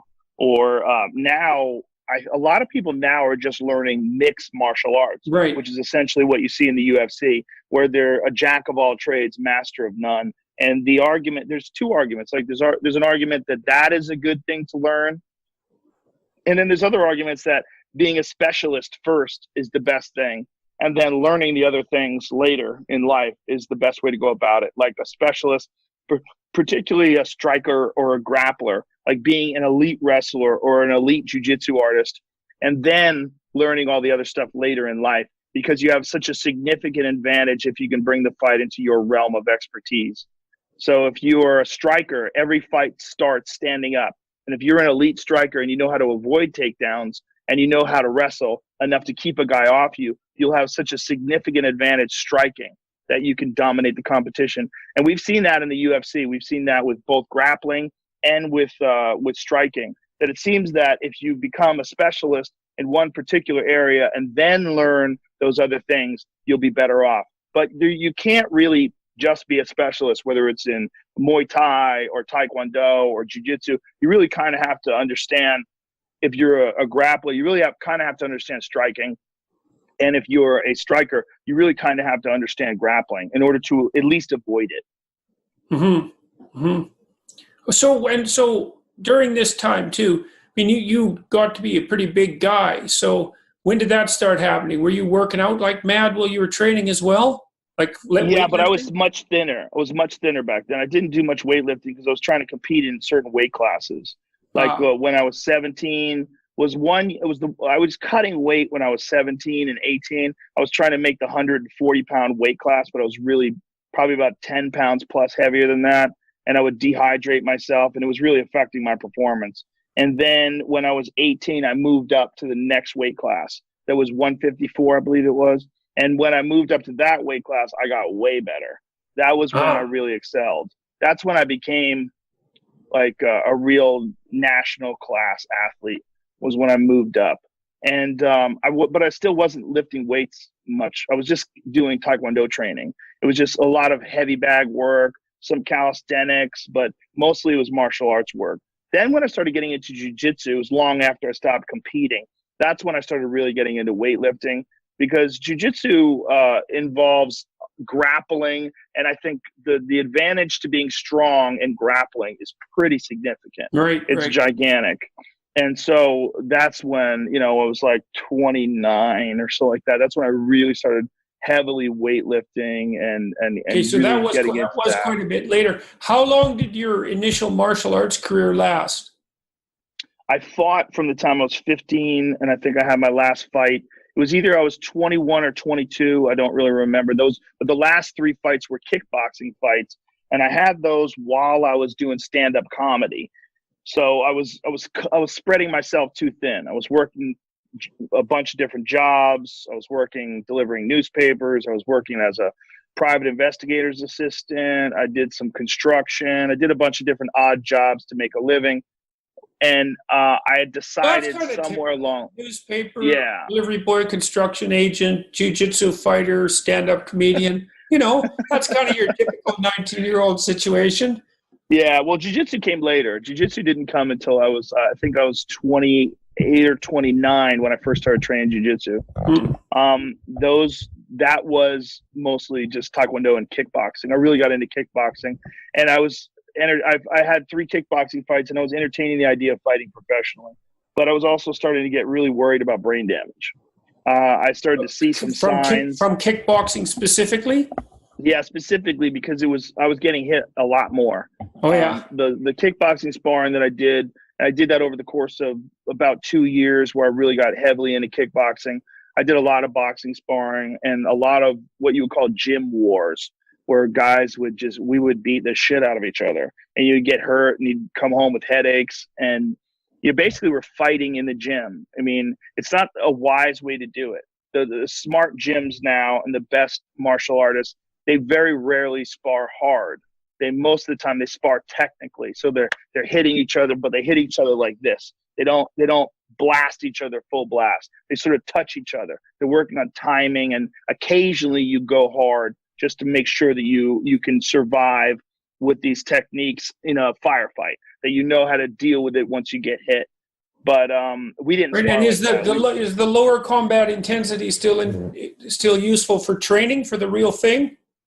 Yes, it's but you have to have some high intensity, and some people that high intensity, they actually have drills that they use to sort of to simulate actual exchanges that you would have. There's a lot of science to it now that didn't exist back then. The gyms that I came up in were real hard nosed, really, tough gyms. And right. if you weren't tough, you did not survive. And they weren't interested in anybody that couldn't take a shot or anybody that wasn't willing to go to war. So you would put on a mouthpiece, you put on a cup, you put your shin pads on, and you beat the fuck out of each other. And that was a big part of learning how to fight. It was, these sparring sessions were brutal. They were nerve-wracking. You'd be scared. You'd be scared going into them. They'd be, I'd be anxious the night before if I knew how to spar a particular guy the next day, because I knew it was dangerous. You basically were having fights all the time. So I'd have fights several days a week. You would fight. Right. It wasn't really sparring. You would hit it. I'd hit guys as hard as I could. Covering a lot too, man, all the time. Yeah. I think from that. So okay, yeah, now you're there's just a big hole in this story too. So like, you're doing great at Taekwondo, you've got your national level athlete, and you switch to kickboxing. You're worried about getting hurt, and that seems reasonable because, like, how about not being brain damaged by the time you're 30? But then, I guess kind of what I'm wondering was, like, how many shots in the head did you have to take before you thought being a stand-up comedian was a good idea? Well, one of my dear friends to this day is a guy named Steve Graham. And Steve was, when I met him, I was 15 and he was probably 30. And he was going through his residency as an ophthalmologist. And he had been a flight surgeon in the U.S. Air Force, and just he had been on the U.S. ski team. He was a national skiing champion. Just a wild man, just a guy who took chances and lived life to the fullest, and was just one of the most hardworking people I ever met in my life. And I would make him laugh, and I would make some of the people laugh in training, because we were always nervous.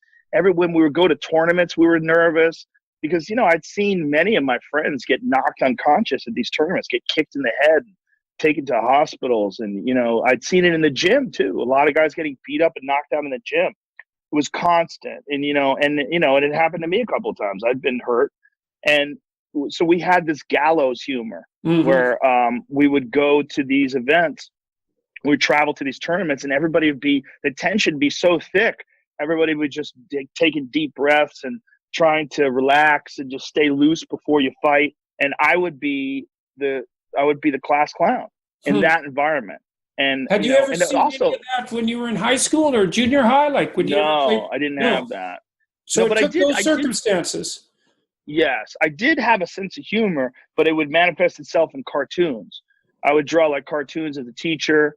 I would draw cartoons of like certain kids that would kiss the teacher's ass. I would draw them like kissing the teacher's ass and saying ridiculous things. And if the teacher was late to a class and I knew I had enough time, I would put something on the chalkboard and then pull down the screen so that when they would go to use the chalkboard, they would pull the screen back up and see this ridiculous cartoon that I had drawn. The whole class would laugh, and then the teacher would ask, "Who did this?" And luckily nobody ratted me out. But so I enjoyed making people laugh, but that mostly wasn't things I said. It was mostly cartoons. Right. But then that's very different. Yeah. Yeah, but with comedy, with the fighting, when we were getting ready to compete, I was just trying to add some levity. I was just trying to lighten up the mood because everybody was, and it was a charged environment. So anything that I said that was actually funny would get a giant reaction, and that became addictive. And I was pretty good at doing impressions. So I'd do impressions of our friends, do impressions of our instructor, all these in ridiculous situations. And my friend Steve Graham and my other friend Ed Shorter, who was another one who encouraged me, who I lost touch with, unfortunately. He said, "You should be a comedian." And my take on it was, you think I'm funny because you're my friend, but other people are going to think I'm an asshole. Like, the things that I think are funny are fucked up. Right. Like, I have a fucked up sense of humor. I mean, here I am devoting most of my time to trying to get really good at knocking people unconscious. I mean, that's what I was trying to do. I was trying to separate people from their consciousness. I was doing my best every day to get good at that. So it's like a really perverse psychedelic drug. Yeah, it was the worst. Yeah. But I was trying to hurt people. That's what I was trying to get good at. I was trying to get good at hurting human bodies. And I just I thought that I was such a weirdo and such an outlier in terms of like how society viewed combat, hand-to-hand combat and interactions with each other, that no one would think that the things that I was making fun of were funny. And this guy convinced me to go to an open mic night. He's like, you should go to an open mic night.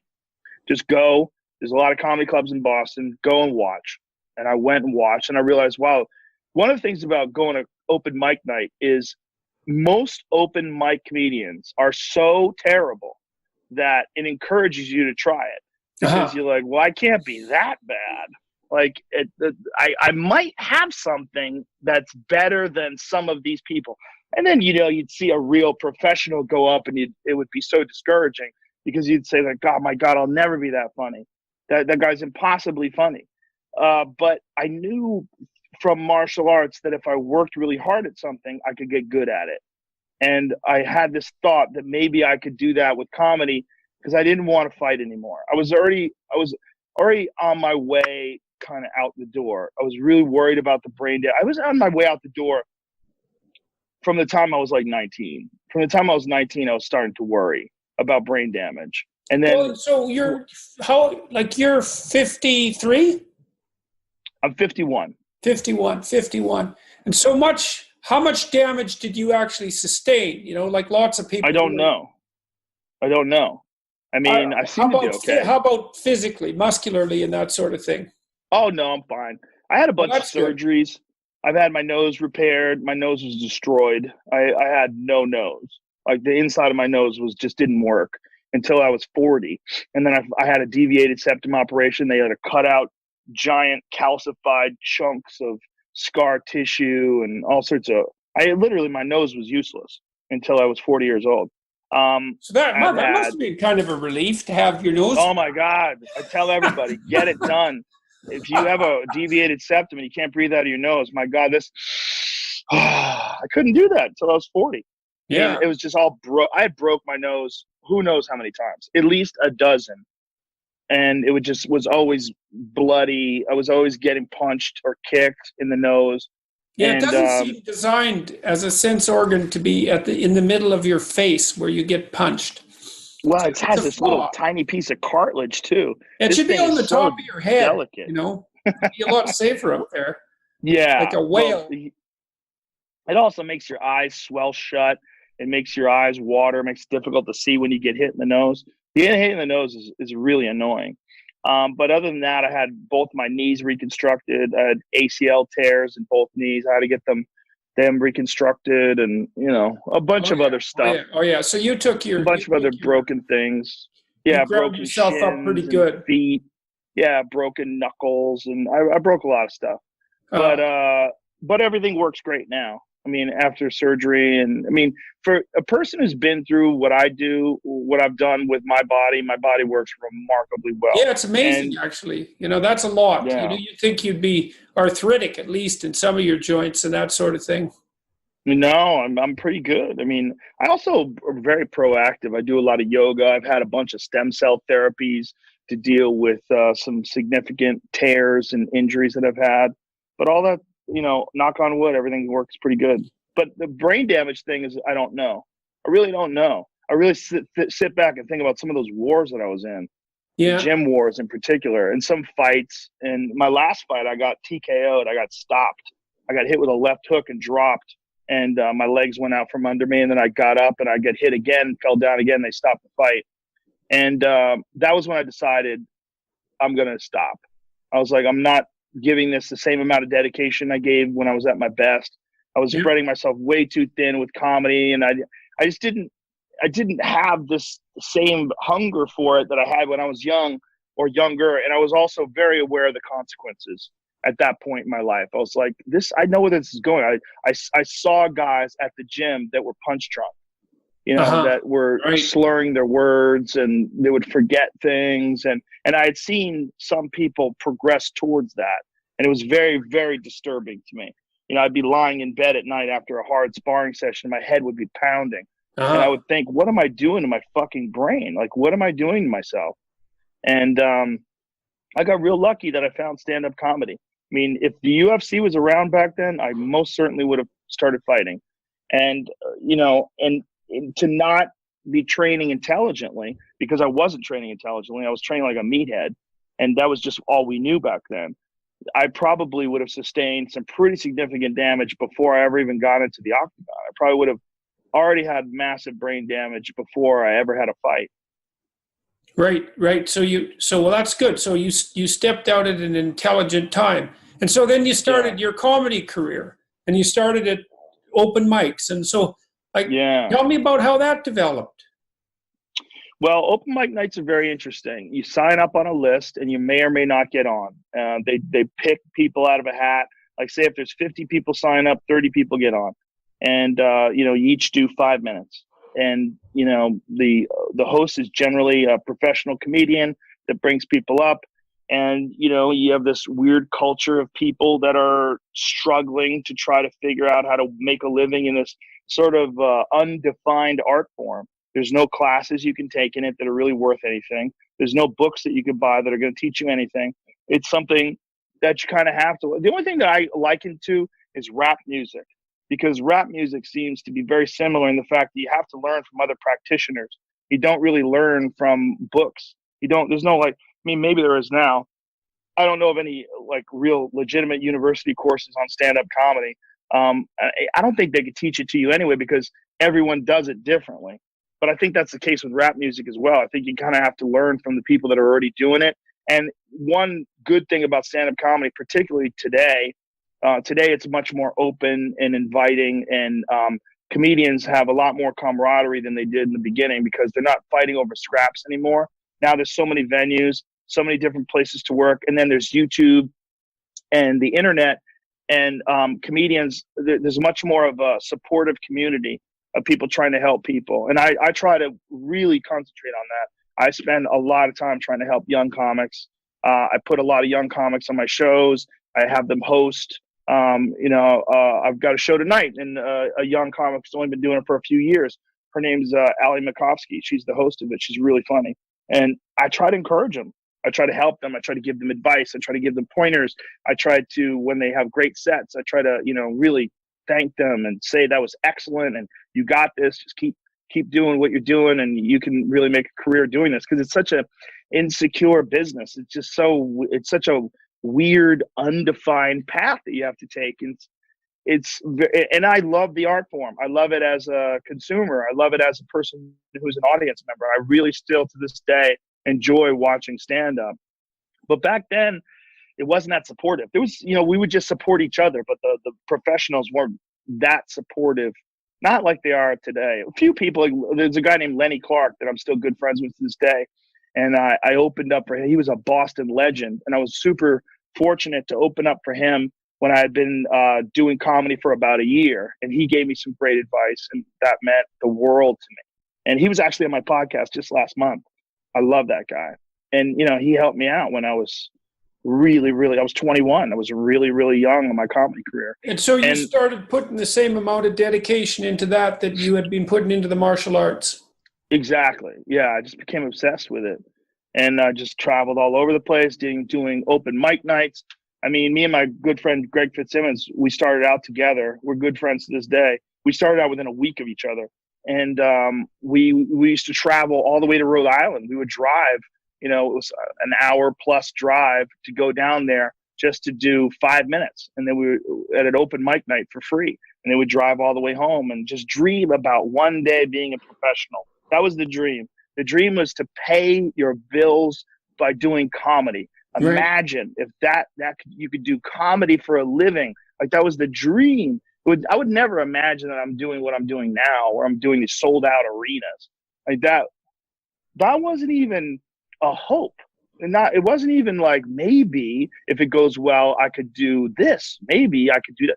That was never on the menu. And, it's gotten to this really crazy astronomical place now that it's very hard for me to even imagine that came out of those strange days in Boston, just traveling around to all these different weird comedy clubs and writing constantly and not knowing how to write, not knowing how to formulate a joke, having like many more misses than hits. A lot of bombing. I bombed all the time. I well, that's humiliated something on stage. as well, man. You got to have that ability to bomb and come back from it. I mean, because you're going to have a lot more misses than hits. That's for sure. That's a lot more.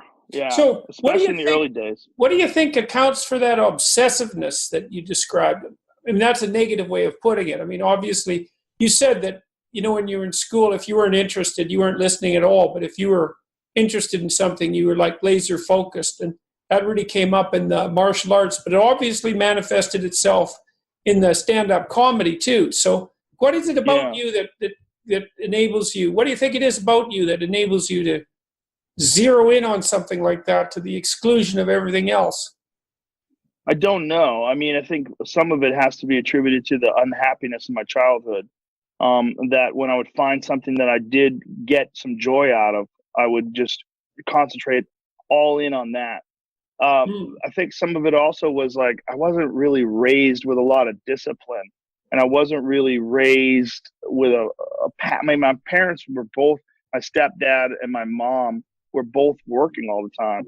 So they weren't really around to sort of tell me what to do or how to live. And they weren't really around to let me know that everything was going to be okay. They were always working.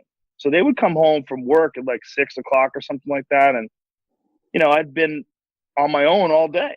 Me and my sister had been on our own all day. We'd come home, we had a key, we got into the house, and it was when there was a lot of real bad feelings, and when I found something that made me feel good, I just did that exclusively. That's all I did.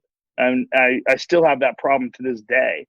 When I get obsessed with something, if I find something that means something to me, I think of it all day long. If I get obsessed with something, it becomes like a mantra that's in the back of my head, and I have to shut it off.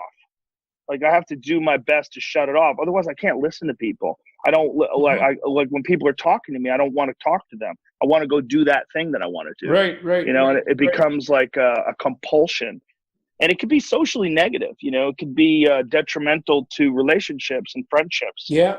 But it seems like that sort of thing is also absolutely necessary if you're going to develop high-level skill at something difficult and unlikely, because unless you're obsessive about it and practice it like all the time, the people you're competing with they're gonna take you out. So the funny thing, I would always be terrified that I would run into someone like me. Well, I can understand. That's what I was terrified of. But that was the fear, that I would run into someone who is 100% all in. And when I was fighting and when I lost my last kickboxing fight, I wasn't all in. And I knew I wasn't all in. And I knew I wasn't the same person I was when I was like 18, 19. I was a psychopath. I mean, I was 100% committed to doing nothing but that. And then as I was examining my future prospects in my life and I started to become more aware of the problems of what I was doing, I became less and less. I had one fight that I had in California, in Anaheim, in the U.S. Nationals in 1980. It must have been it seems like it had to have been 86 or 87, somewhere around there. 87? Somewhere around 87. I knocked this guy out with a head kick, and I did in front of his parents, and it was people were crying, and he was unconscious for a long time. He was unconscious for a solid half hour. Ooh. And they dragged him off of the mat. They put him in a stretcher. They took him to the hospital. I never saw him regain consciousness. And I remember thinking that could have easily been me. Like, I didn't have any illusions of me being some impervious, invulnerable person. And I was really thinking about how I hit him so hard, my heel was hurting the next day. I was walking with a limp from his head because I wheel kicked him in the head. It's a particularly brutal move where you spin and your whole leg comes around. You're hitting someone in the head with your heel. And he fell like he had gotten shot. Just fell face first, out cold, snoring. It wasn't the first time that I'd done that to someone, but it was one of the most brutal because he kind of ran into it too. He was trying to kick me as I was kicking him. So it was the force of his body coming towards me and me hitting him. And I was thinking, that guy's probably never going to be the same again. Like, he's never going to get over it psychologically, or if he does, it's going to be very hard for him. But he might be damaged for the rest of his life. That's a real possibility. And then I started thinking, am I willing to have that happen to me at 19? I was 19 years old. I was like, is this what you want to do? Do you want to get hit in the head like that and never be the same again at 19? Because it easily can happen. You know? Yeah, we were at 60 years to live like that. Yeah, we were at this was a national championship tournament. So he was a state championship, I think, from Illinois, and I was a state champion from Massachusetts. And it wasn't like he was a black belt. I mean, it wasn't like he was an unskilled guy. So the fact that I was able to do that to him, and I was able to do that to a bunch of other guys, I knew that someone out there could do that to me. Right. I knew that I wasn't the best in the world, and I knew that even though I was I was a real national level competitor. I wasn't world class. I wasn't the best, especially at 19. And so that doubt stuck with me for the next couple of years, and it was probably the first seed of my new future was me hurting that guy and thinking about what that was going to be like if that happened to me. Yeah, well, that's a hell of a right turn you took there to go into comedy. So, okay, so how now you became successful as a comedian? So you started playing in little clubs like stand-up comedians did, and like, yeah, how'd you get your breaks, and how'd your career develop? It took a few years for me to get competent. It took like 2 or 3 years for me to get competent. And then 3 years in, I got extremely fortunate again, where I met my manager, who's my manager to this day. He basically picked me up when I was an open mic comedian. I mean, I was getting a few paid gigs here and there, but I was really an amateur. And he found me. He was looking for new talent. He came up from New York. He was a really well respected and well recognized manager. Still is, of course. His name's Jeff Sussman, and we've been together for now it must be 28 years. Yeah, we've been together since I was an amateur. And he that's a successful collaboration to span that amount of time. Not many changes. Yeah. We've been together forever. We don't even have a contract anymore. We haven't had a contract, I think, for like 10 years. So during all this time, this is just like a bit of a side question here, but do you ever have any time at all to pursue relationships with women? Oh, yeah. Well, you do comedy, you're in clubs at night. Yeah. You have most of your day to do whatever you want. When I was just a stand-up comedian, I had a lot of free time. You're writing jokes, but you can only do that a couple hours a day, or you get bored and then it's not effective. And then you're just kind of living your life and hanging out. And sometimes the best way to develop your comedy is to have good social interactions. It's actually kind of important when you're an aspiring comedian to be in a lot of social situations, because you're around people, you hear people say things, and then you think what they say is silly, or what they say is, you disagree or you agree. You see perspectives and points of view, and you kind of you develop an understanding of how human beings behave. It's kind of very important. So yeah, I was around a lot of different girls and a lot of guys and just being out, and you're always at comedy clubs and nightclubs, but I didn't go out other than that. You know, if I wasn't at a comedy club at night, I probably wasn't out. You know, it was always the same thing with like my obsession with fighting. And fighting came way easier for me than stand-up did. Stand-up was way harder. For me, it was way harder. It was way harder to achieve confidence. What was harder about it? Well, you said it took you 2 or 3 years to get competent. So that was a lot of falling flat on your face, I presume. Yeah. And even then, even like 3 years in, I still could bomb at any moment. Mm-hmm. I mean, I could have a bad set. I didn't know how to do it. But also, I was socially awkward. I think it took me a while to not be so socially awkward. You know, that was an issue. And, you know, it was a lot of it was from my upbringing, but a lot of it was also, I kind of cultivated that when I was fighting. Yeah, I didn't want people to like me. I didn't care. Like, I didn't need them to like me. All I needed them to do, I mean, I kind of wanted them to be scared of me. You know, so when I was fighting, I wasn't trying to make friends out there at all. I was just trying to fuck people up. I mean, so when you were fighting, did you have any relationships with women, or were you pretty not much good ones? Not good ones. No, I didn't. I wouldn't allow them to do. I wouldn't allow them to have much of my time. You know, I didn't. I think to have a successful relationship, you have to spend a lot of time together. You have to communicate. You have to. The person has to almost be first place in your life. Yeah, and that was never happening. And so that would come up very often. Like, I was a girl that I was dating in high school, and you know, I used to teach at the school, so I had keys to the school. So one time I took her up there because I needed to get a workout in, and she wanted to have sex at the gym, and I was like, "There's no way. I wouldn't do it." I was like, "This place is sacred. Like, there's no chance." So she was trying to fool around, and I was adamant. I was like, "This is never happening. Like, this might as well be a church to me." I was like, "It's not happening." And you know, I was so horny when I was 17 years old. For me at 17 or 18 to say no to sex was crazy. Right. Like, that's a crazy story. Happening. I think we're gonna clip that and put it in a little clip that says Joe Rogan tells a story that no sane man would believe. Well, you know, that was the first refuge that I had from my life of despair. So for me, I wasn't going to screw that up. Right. And I felt like disrespecting the academy like that. Yeah, well, they had been treating you like an adult. And that's something. Yes. That's something when you're a teenager, you know, like to actually be treated that way. It's a good thing not to mess with if you're fortunate enough to have it.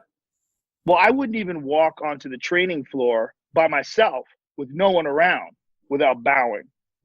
Uh-huh. I mean, there was no one there, but I would never leave the common area and step onto the training floor without bowing first. Right. Never.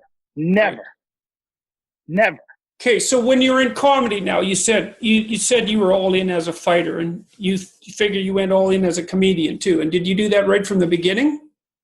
Yeah, pretty much. Yeah, right away. As soon as I realized that I could actually do this.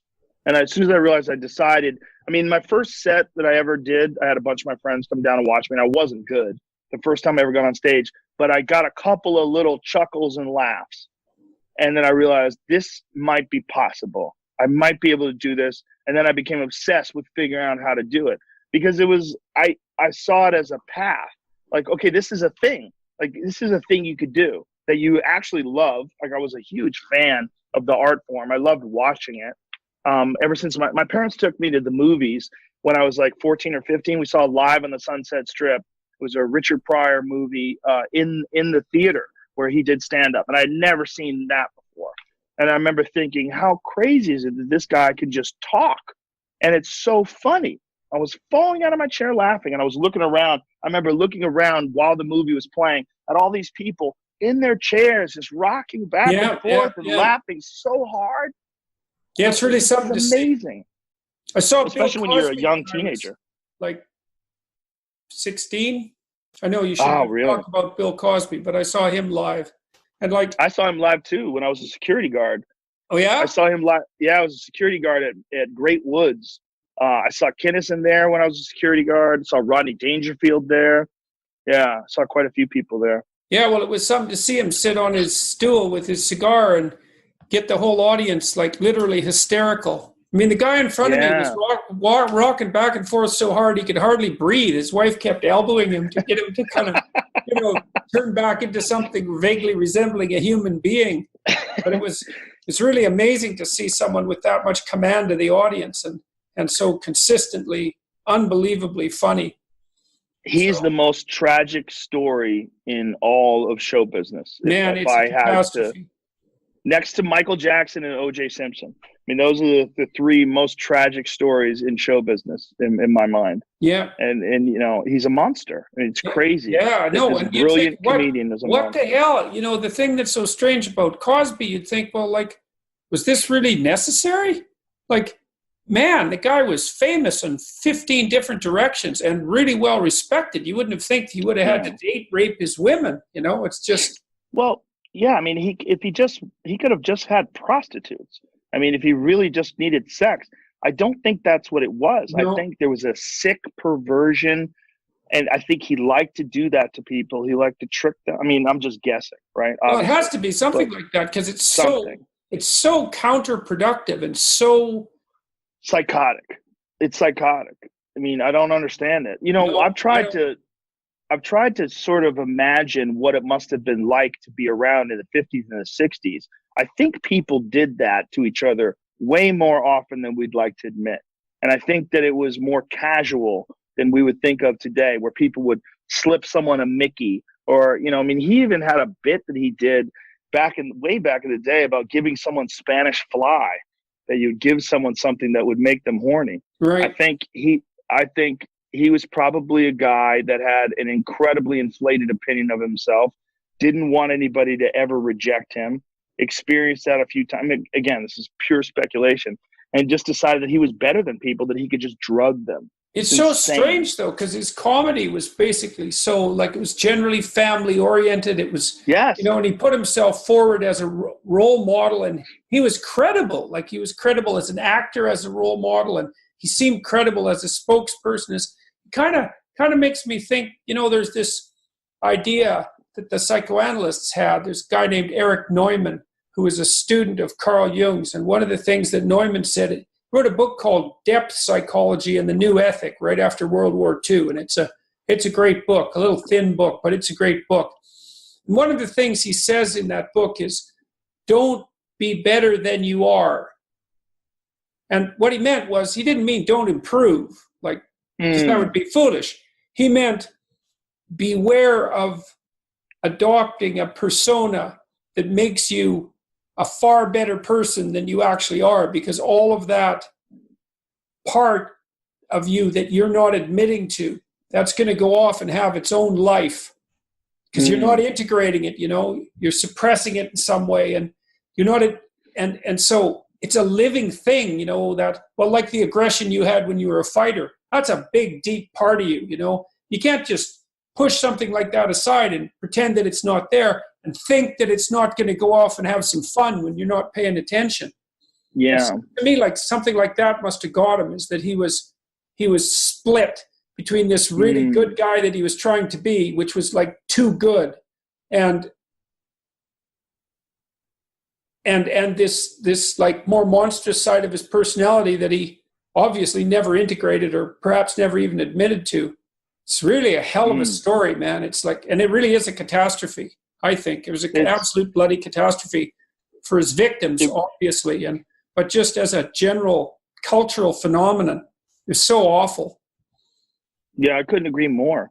And they say you should separate the man from the art, but in his case, it's almost impossible to do, because his art was his perception of life. So when you're watching him, it's not like a painter or even someone who makes a movie. It's when you're watching him now, and all you can think of as he's talking about these different things, and about, I told my children, he's doing this lovable dad voice, and all you can think of is, that guy rapes people.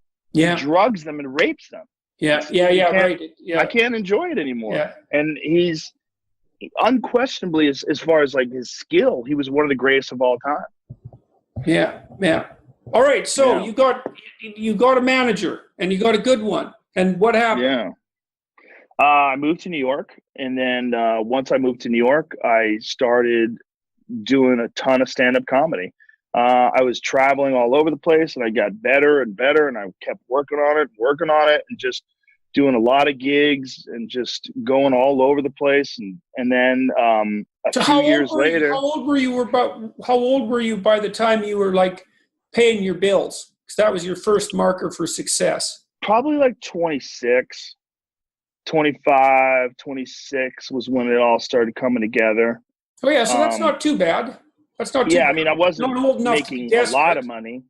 I was making enough money to eat and pay my rent.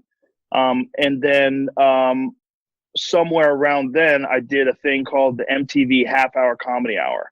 That was it was a television show they had on MTV, and each comedian, I mean, I don't know how much time I did on the show. I think you do like 7 to 10 minutes or something like that. It wasn't a lot of time. And I had a set, and I did it on television. It went really well. And then next thing you know, I got all these offers to do television shows. I got development deal offers. And then before you know it, I'm living in California. It was like that. I mean, within a year, I was living in California and I was on a sitcom. And then that sitcom got canceled. And I thought I was going to move back to New York. It was called Hardball. It was a baseball show on Fox. It was a sitcom about a baseball team. That show got canceled. And then I got a development deal with NBC. I was going to move back to New York, but I had signed a lease for my apartment. I hated LA. I hated actors. I didn't like it. It was so disingenuous. The worlds that I had come from were the worlds of stand-up comedy, which is about as real as you can get. Either you're funny or you're not. And then the world of fighting, which was even more real than that. And then all of a sudden I was around all these people that were just full of shit and weird. And it was they were put on these personas, and they wanted the casting agents to like them and the producers to like them. And everything was fake, and everybody knew it was fake, but they all accepted it, and they talked fake. And it was very, very strange, very hard for me to deal with. I really didn't like actors. I didn't like being, and the only place that I sought refuge. It's a funny thing that there'd be an automatic assumption that because you were a good stand-up comedian that somehow you'd be an actor. Like, yeah. It seemed to be the same thing. No, they're not. But the thing is that a lot of comedians had gone on to be super successful in the world of sitcoms, like Roseanne Barr, Jerry Seinfeld, Tim Allen, those type of people. They had these huge careers, Brett Butler. So because of that, all that was happening at the same time. This was like in 94-ish when I got on TV for the first time. And that was what they were pushing. And then agents and managers would push that too, because obviously you can make a tremendous amount of money. So that show got canceled, but I had a lease for this apartment. So I was kind of stuck in LA. So I was like, all right, let me just stay out here and see what happens for a year. That was my thought. And then I got a development deal with NBC. They wanted to do a sitcom with me. And then I wound up auditioning for a show that they had already had called News Radio. And that was with Dave Foley and Phil Hartman and Maura Tierney and Candy Alexander and Stephen Root and Andy Dick and Vicki Lewis. And we did that show for 5 years. And then, by that time, I had done a lot of stand-up at the Comedy Store. When that show was canceled, Fear Factor came along, and I was touring as a comedian. And now that's a whole switch there. Okay, so now you go from sitcoms to Fear Factor. So how the hell did that happen? And why did it happened? NBC came up to me with the idea because I was on NBC previously, and they liked me. And then part of the thing was that I didn't want to work with actors anymore. I was happy that Fear Factor was no actors, and I was like, oh, good. This is easier to do. It's just me talking to people. And since I had a background in coaching, because I had coached a lot of people at tournaments, in competition, and I taught a lot at Boston University. I taught at my own school. With Taekwondo, I was used to teaching people, and I was used to encouraging people. and getting people motivated. And I knew how to get fired up for competition. I understood. So you were actually one of the rare people in the world who was actually trained to be the right host for Fear Factor. Yeah, in a lot of ways. Luckily, fortuitously, because I would, when someone was nervous and they're about to do something, I could grab them and go, look at me, you could do this. This is going to define you. If you back off right now and you get scared and you give into your fears and your anxieties, this is going to define you. Or if you just press forward and realize you can do this and succeed, it will define you in a positive way and you'll build momentum in that direction. You can do this. And I was really good at giving people pep talks. I was really good at firing people up. And it was part of the gig that it was completely unexpected, because I thought the gig was just going to be these people do these crazy things and, I make fun of it, which is part of my job. And we all cheer and it would all play itself out because it was a reality show. And it was sort of a game show / reality show. It was like a hybrid.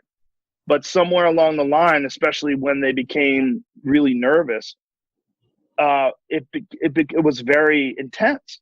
And there was moments where I wanted these people to win. I wanted these people to do their best. I wanted these people to succeed. And to be able to encourage someone. Trading, man, and that's the basis of psychotherapy. So, it's really something to get people to face their fears. I mean, you were doing it in a very idiosyncratic way, a very unique way. But imagine it was psychologically compelling very often. Got any particular stories from that time? You got a good story from Fear Factor? Well, there was one time where there was this a family. It was a father and a son competing against a mother and the daughter. And the father and the son were kind of jerks, which was part of the competition. There was a lot of trash talking, but they were really cocky and they thought that they were going to win, and it was, they had the parent and child teams had gotten down to 2, and it was the man and his son versus the woman and her daughter. And everybody thought these jerks were going to win, and we were kind of bummed out about it. But the woman and her child, they just rose to the occasion. And I mean, I remember talking to them and firing them up, but I didn't know if they could do it. What was the challenge? It was some crazy thing that they had to climb and do this thing. And I don't really remember all of it. Like, they had to gather flags. It was all for time. But the son, the kind of jerky son, the jerky dad, they kept screwing up, and they fucked up because, they'd kind of taken it for granted that they were going to win. And when the pressure hit them, they knew it was all on the line. A lot of times jerks are just insecure. And when they're under pressure, when they're really faced with real pressure, like, this is the real moment. Who are you really? Fuck all that talk. Who are you really? They fall apart. And the mother and the daughter won. And you're talking about a hardened crew of people that had watched people eat animal dicks and jump out of helicopters for season after season, episode after episode. We did 100 and something shows, I don't even remember how many shows, like probably 140 episodes of that show. Everybody cried. The camera people, like, I'll cry now if I'm thinking about it. When the mother and the daughter won. It's so affecting. I mean, there's a justice component to it, right? There's a comeuppance. It was a comeuppance. It was an underdog. It was just seeing their spirit, when they were figuring out a way to win, watching them win. Like, to this day. I'll tell you, one of the things that makes me really happy about this interview so far is that, like, I have a tendency to tear up in interviews, as you may have noticed, but this time it was you, so I'm quite pleased about that. It's a very touching story, though, man. You do, eh? Yeah, but particularly like that, I don't Yeah. tear up for sad things. I tear up for happy things. Yeah, And that was Well, a happy that's thing. an interesting thing to think about too, because it's not exactly happy, right? It's because when these people come up to me and they tell me their stories, that often makes me tear up because it's like this blast of dead, bloody seriousness with a happy ending. So Yeah, it's a comedy because it's a happy ending, but it's yeah. rough and affecting, and it that makes me tear up. And I think my proclivity, I've always kind of had that ever since I was a kid, but it seems to have come Me back too. well, you too, eh? Huh? Yeah, always, always. But it's always been happy things. It's never been sad things. It's very hard to get me to cry with sad things. Sad things, I Triumph. sort of just, triumph, success. Yeah. Um, People pulling through, like post-fight interviews when I work for the UFC. When someone has like a particularly incredible performance, I have to fight off tearing up. I feel so happy for them. Isn't it strange that it's that same response to sorrow? It's the same response to sorrow and triumph. That tearing up. Like what the hell's up with that? I don't understand that at all. I mean, I Well, guess what's it's also kind of odd a sign of is empathy. yes, it is definitely a sign of empathy. But it's what's also odd is that with sad things, I can objectively analyze them, and I cannot get sad. I can understand that this is just life, and it is what it is. And I mean, I won't feel good, but I won't start weeping. I don't weep for like sad things the way I weep for happy things. So that's interesting. So in some sense, you've trained yourself to detach yourself from that kind of sorrow, but not to detach yourself from triumph. I can rationalize and understand sorrow. I can internalize it. I get it. I know what it is.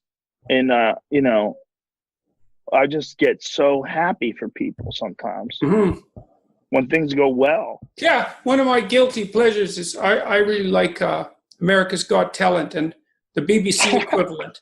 What the hell's the BBC equivalent? Is it the X Factor? Something like that. Yeah.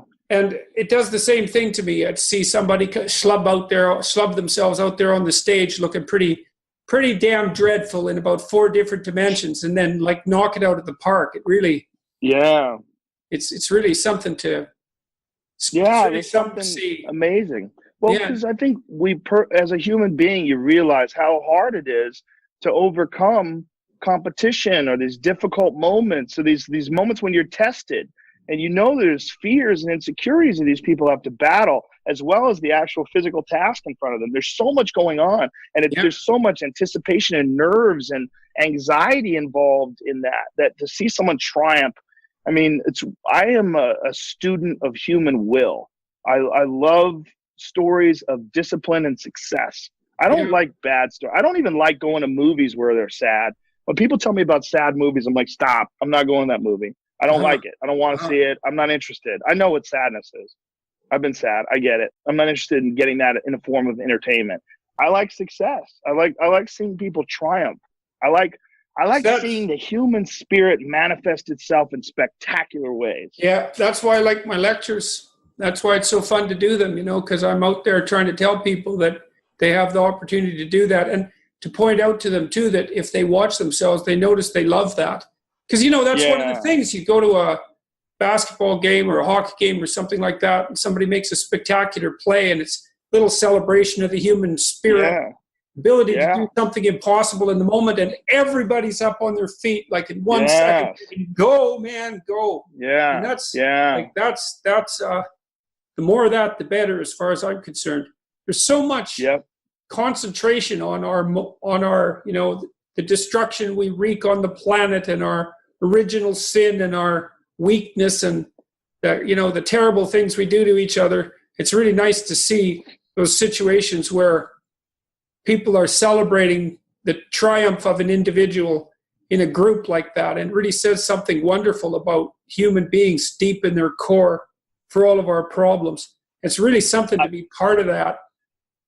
Yeah, I couldn't agree more. And I think we concentrate way too often and way too much on the negative aspects of people.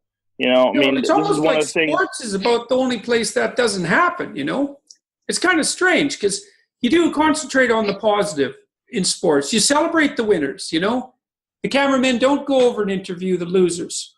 I mean, they'll talk about all that, but I don't know why it is that in sports it's okay to celebrate the triumphant and the victorious, but it is okay, and no one questions it. Or well, that's not true because now they have like non-competitive games for kids, and that's part of the politically correct curriculum. But most of the time, most sane people will celebrate along with a victorious athlete, and that's really something.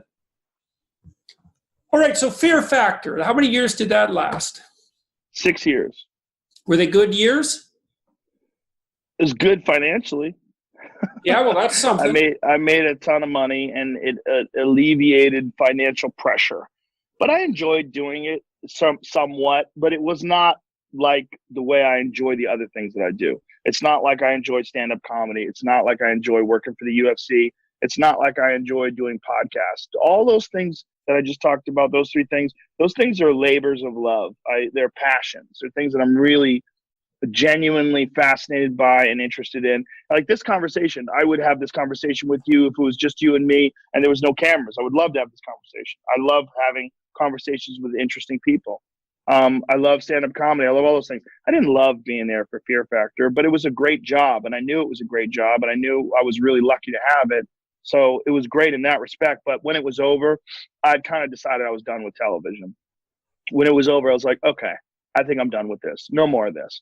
From here on out, I'm just going to concentrate on my own stuff. And so from then on out, I just really focused on stand-up comedy. And that's when my comedy career really took off, was post Fear Factor. I mean, I had a comedy career during Fear Factor, but it really took off post Fear Factor because I really gave it all of my attention. And so what happened after Fear Factor that boosted you on the comedy circuit? Well, I did a special for Comedy Central and Spike TV called Talking Monkeys in Space in 2009. That was like probably my best work up until then. And then, from then I've been on a pretty steady pace of doing specials every 2 years or so ever since then. Right. And that's been successful nonstop. Are you getting better? Yeah, I think I am. I think I'm getting better. I think it's one of those things that as long as you keep concentrating on it and as long as you keep focusing on it, you're getting better. I think my hour that I'm doing now is as good as anything I've ever done, and it's not even done yet. It's only, 6 months into this hour, but I think it's some of my best work ever, and I'm really excited to see where it comes. Well, I mean, there's no rush because it's only 6 months since my last one. I probably will work on this for another year before I even think about recording it. Oh yeah, so if it's good now, it should be really good by then. Mm-hmm. Yeah, it's like a samurai sword. You're folding the metal and hammering the blade, and folding the metal and hammering the blade, and you got to know when it's ready. And I'll start to get a sense of where it's ready in about a year. In about 1 year, then I'll start going, all right, this seems pretty solid.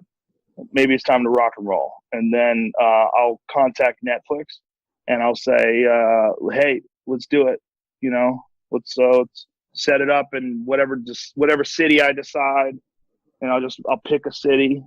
I'll just run it over in my head. I'll pick a name for it. Well, maybe I'll try to stay posted on what you're doing and come down and see it. That'd be fun. Yeah. I missed you the last time you were here in Toronto, but I'd like to come and see one of your shows live. I think that'd be a blast. So yeah. Okay. Fun, so the next was the UFC, eh? Yeah. That was TV too. The UFC happened while I was on news radio, actually. While I was on news radio, I started working for the UFC way back in 1997. But the UFC was more of a sideshow back then. It was banned from cable. You could only get it on satellite TV. Right. It was a freak show. People didn't know about it. I mean, I loved it because as a lifelong martial artist, to me, it was fascinating to watch all these different styles compete against each other. But it didn't pay much money. And even though it was enjoyable for me, it got in the way of other aspects of my life. And so I quit around 1998. And then somewhere along the line in around 2001, the UFC was purchased by this new company. And when they purchased this, my earphones are dying. I'm gonna have to take these off and unplug this here. Can you hear me still? Is that good? Yeah. It's good? Okay. Once it started, once the new company took over, they were trying to get people to go to their events, and they asked me to go to the event. You know, it's when I was doing Fear Factor. And so I went and watched it live. And when I was watching it live, I was talking to Dana White, who is the president of the UFC, and just talking to him about the sport and all these different things I think about. And are you interested in this guy? I was asking him about various obscure fighters who were competing in Japan. Maybe he didn't know about. You should try to get these guys. And then somewhere along the line, he said, "Hey, you want to do commentary?" And I was like, I don't want to work, man. I'm just here. I just want to enjoy this. So he and I became friends, and he talked me into doing it. And I first did it for free. I did like 12 events or so for free, just for fun. I was like, just get tickets for my friends, and I'll go and I'll do commentary for you. But I didn't take it that seriously. I didn't ever think it was going to be, you know, a career.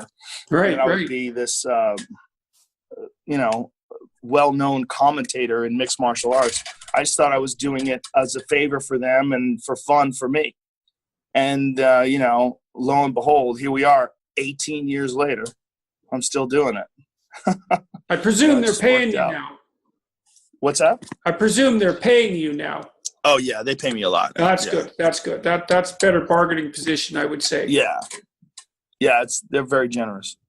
Okay, so that's kind of an understandable transition in some sense, because, you know, you got your social skills highly developed, and you got your ability to be witty on demand highly developed, and to pay attention to an audience, and you had the martial arts background, and so UFC commentator, that makes sense. It's that, all right, so now where does the podcast come in?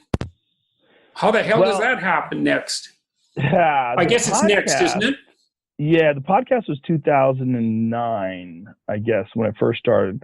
And the podcast was basically, it was just for fun. It was like something to do with my friends. Me and my friend Brian, we just decided to set up a laptop, and people would ask questions, and we would just start just talking about things. And then it became a weekly thing, and then we started uploading it to iTunes. And then, you know, I started getting guests. And then it took years before it was profitable. I mean, it was just for fun forever. Like a lot of things that I've done, it was originally just for fun. Well, that's pretty early podcast too, though, 2009. So very early. Yeah. I mean, podcasts for lots of people, they're still not a thing, although that's really changed in the last 3 or 4 years. I mean, you know, they're definitely a mainstream media phenomenon now. But 2009, I mean, that was fringe stuff fundamentally. Yes. Yeah, it was very fringe. There was just a few advertising market at that point. I wouldn't have thought. Not much of one. Anyways. No, there was no ads. We didn't have ads for years. And then slowly ads started trickling in. The first ad was the Fleshlight, which is a masturbation device. It was a funny story about Sam Harris. Sam Harris, who was a guest really early on, when the Fleshlight was the only sponsor, requested that we not have the Fleshlight as a sponsor on the episode that he was on. And so I was like, okay.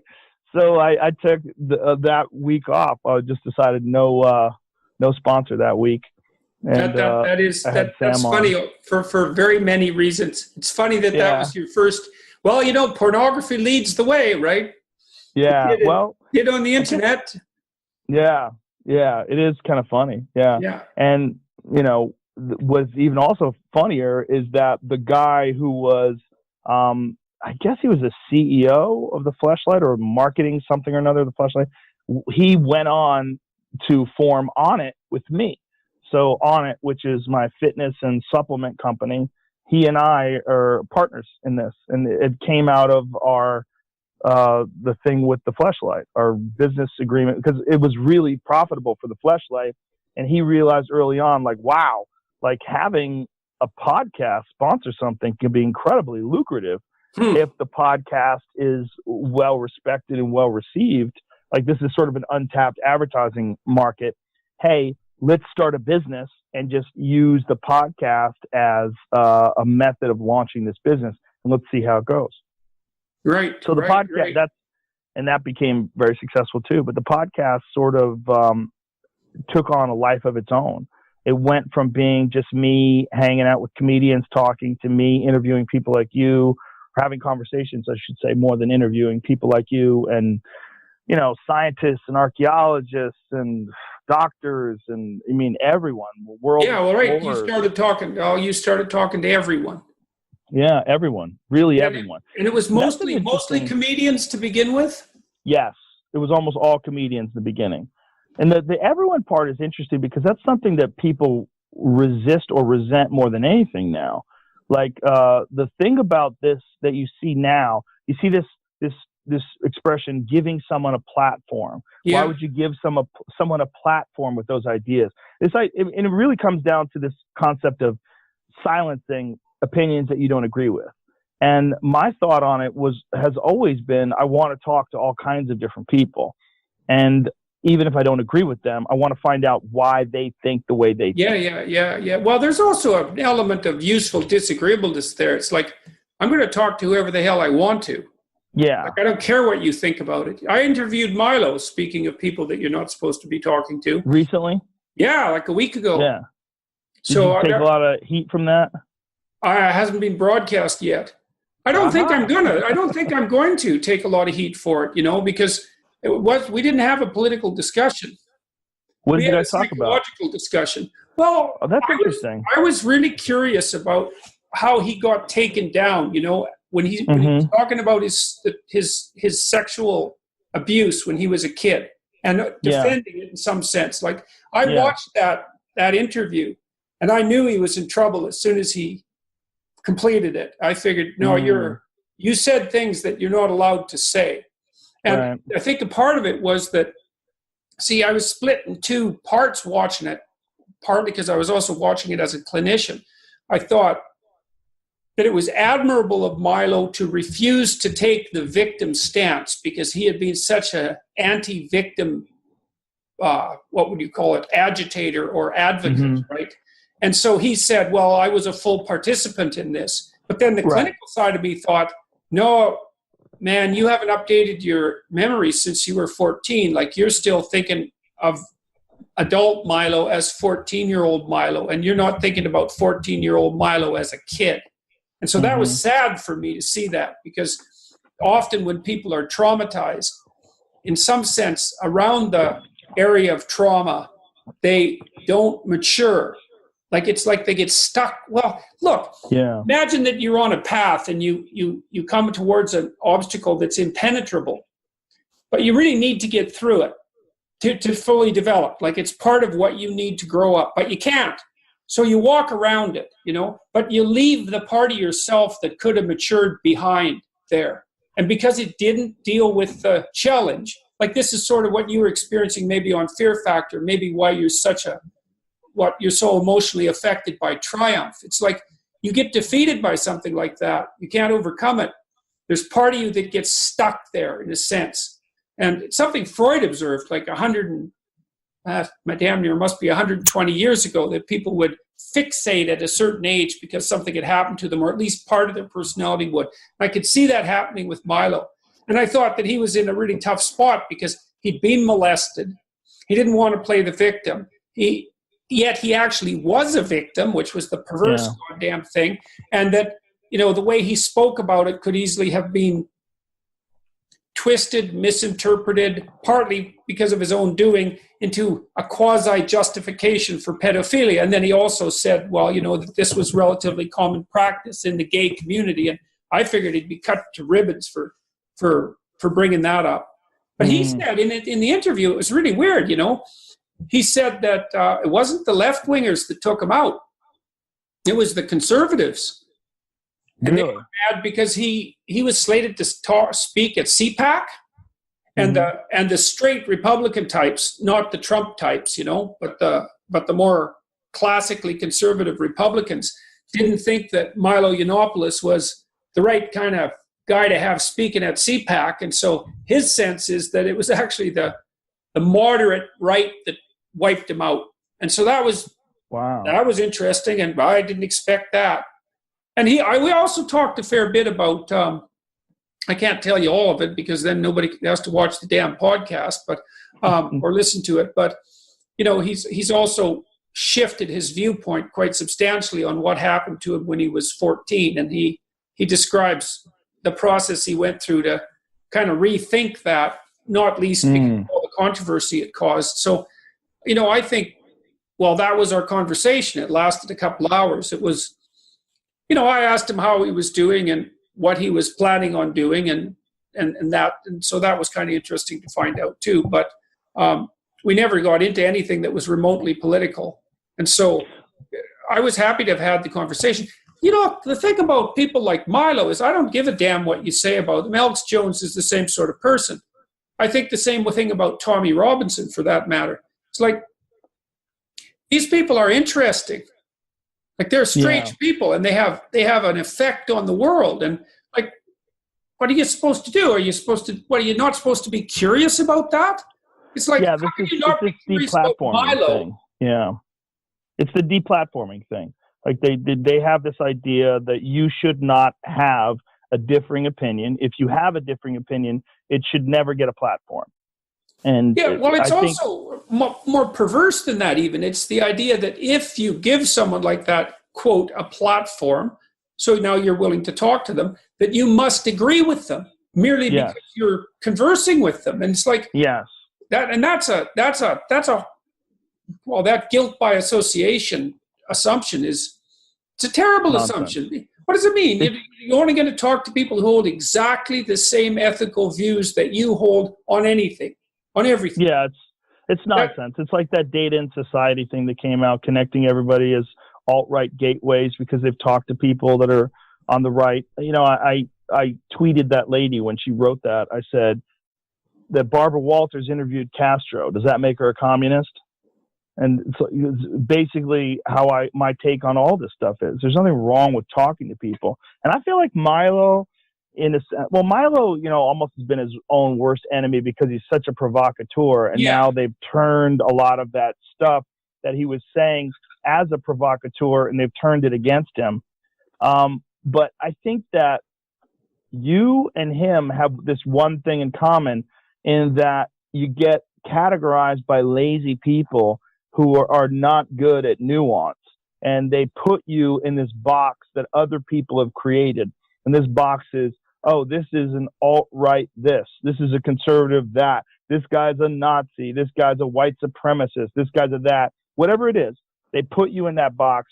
And then socially, you have to, in order to fit into the ideology, in order to fit into this groupthink, you have to sort of accept these definitions, that this person's bad, that person, Gavin McGinnis, is a Nazi, Milo Yiannopoulos is a Nazi, that these people are this, these are the problem, without any real understanding of who those people really are, without any real grasp. Yeah, well, that happened to Sargon of Akkad, right? Happened to Carl Benjamin. Hey, by the way, we're launching our alternative social media platform soon.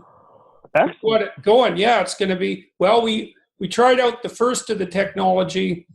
I just debated Slavoj Žižek on last Friday, and he was hypothetically the world's foremost Marxist philosopher, although it turned out that he wasn't really a Marxist at all. He called himself a Hegelian, which is actually way different than being a Marxist. And so it wasn't really much of a debate. It was more me attacking the Communist Manifesto for half an hour, which I found rather straightforward thing to do, and then us having a rather peculiar and productive discussion for about an hour and a half. But anyways, ThinkSpot tested their technology, so the live stream technology, and we've got some cool features that no other platform has.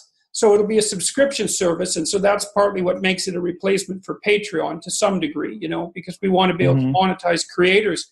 But we've got different terms of service, and so the essential issue with the terms of service will be that once you're on our platform, we won't take you down unless we're ordered to by a U.S. court of law. That's basically the idea.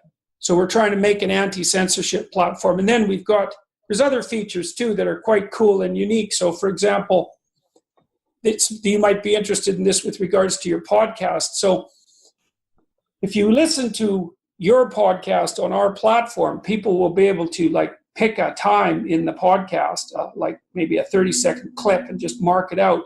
And then they'll be able to either make a written comment about it or an auditory comment and then send that to a friend or post it, so that there can be continual running conversations in audio and written form on podcast content constantly. We want to do the same thing for YouTube videos so that people can append their own video to any part of a video and then distribute that to their network, or also post it so that people can watch, so that we're hoping we can get a real dialogue. We can really add dialogue to the podcast and YouTube world. We're also going to do the same thing with books. So if you buy an ebook on the platform, you'll be able to annotate publicly. And so what that should mean is that every book that's sold on our platform that many people purchase will become the center of multiple conversations. And we can do that with books that are in the public domain. So, for example, one of the books we're going to post right away is Beyond Good and Evil by Nietzsche. And I'm going to start annotating it.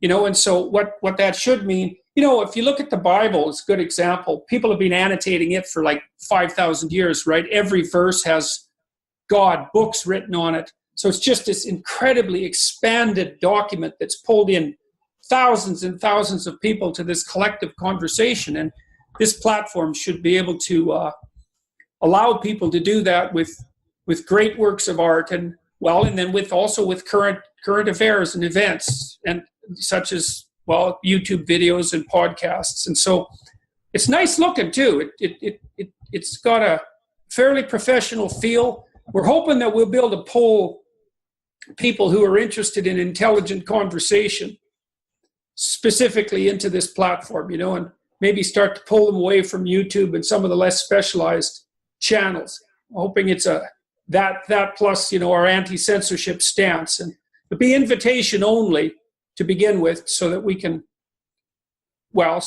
beta test it, make sure the damn thing works, and that we're not fooling ourselves about its appeal. So that's come a long ways, and hopefully, I think we've got 4, 5, 6 people who are interested, who are lined up. Ruben is going to use it. I'm going to use it. James Altucher, Jocko Willink, Michael Shermer. I think those are, and Carl Benjamin, Sargon of Akkad. They'll be our first beta testers, fundamentally. That sounds awesome. Yeah, I'm looking forward to it, man. If the bloody thing works, I'd like to have a conversation with you about it at some point, because. Oh, for sure. I would love to try it. Okay. Well, I'll let the developer know, and but I think the annotation feature could be really cool, and we're also setting it up so that if you do comment, all the comments will be up and down voted. And if your ratio of down votes to up votes falls below 50-50, then your comments will be hidden. People will still be able to see them if they click, but you'll disappear, from the mainstream. And we don't know if 50-50 is right. We're going to have to play with that, because we're also trying to control stupid trolling. And I think we're going to put a minimum length requirement on for written comments, so that you can't just say 4 words, like this guy's a fucking idiot, no, we don't need that. So that, if the minimum comment length is 50 words, you're going to have to put a little thought into it. Even if you're being a troll, hopefully you'll be a quasi-witty troll. So anyways. Yeah, that's the ultimate battle, right? Is trying to combat the trolls in some sort of a way, or mitigate their impact. Yeah, well, it's the ultimate battle is to do that without being censorious, right? Because you want people to be able to express their opinion, but there's a difference between, it's subtle, but there's a difference between productive dialogue and provocation without wit for the purpose of causing trouble. there's so many people out there that are just bored, and that's what they use the internet for. They're at work, they're in a cubicle all day, and they get their jollies out of just fucking with people online.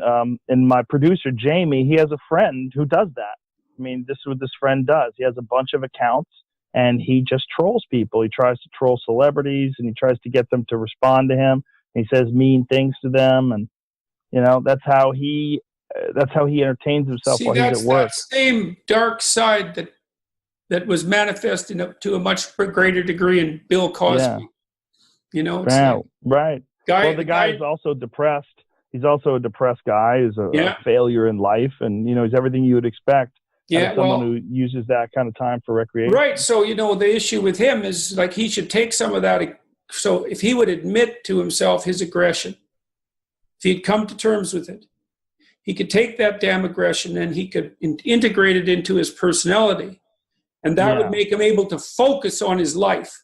Like you said, when you started your martial arts fighting, that you were obsessed, hey? And you were also sick of being pushed around and all of that. And you were like willing to do something about it. But obviously, and it's obvious just talking to you, that the aggressive part of your character is like deeply integrated inside of you. It's not hiding out in some corner doing stupid things that, you're not paying attention to. It's right there at hand.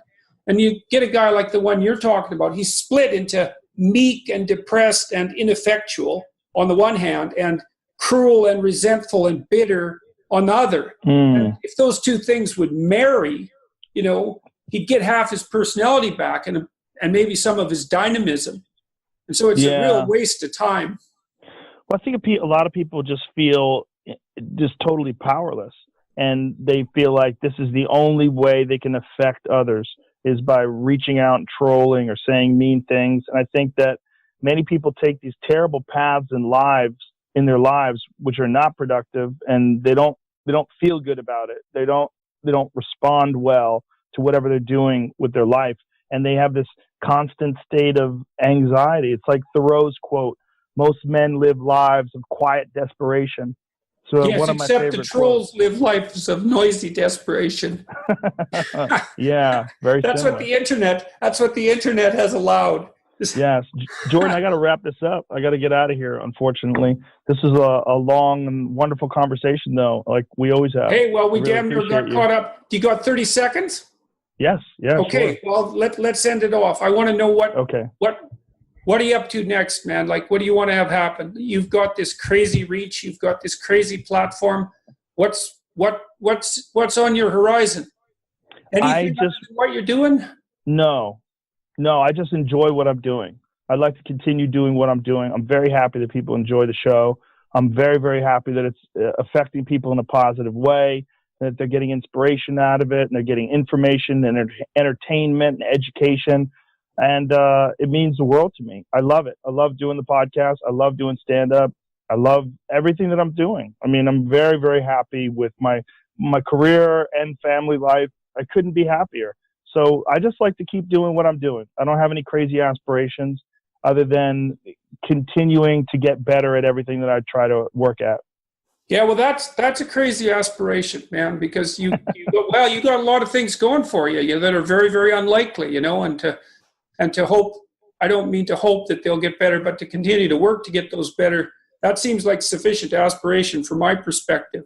So look, I think if you work at anything, you're trying to improve. And there's always room. There's always room for improvement in everything, in your personality, in your work, in everything. And that's what I strive for. I strive for improvement.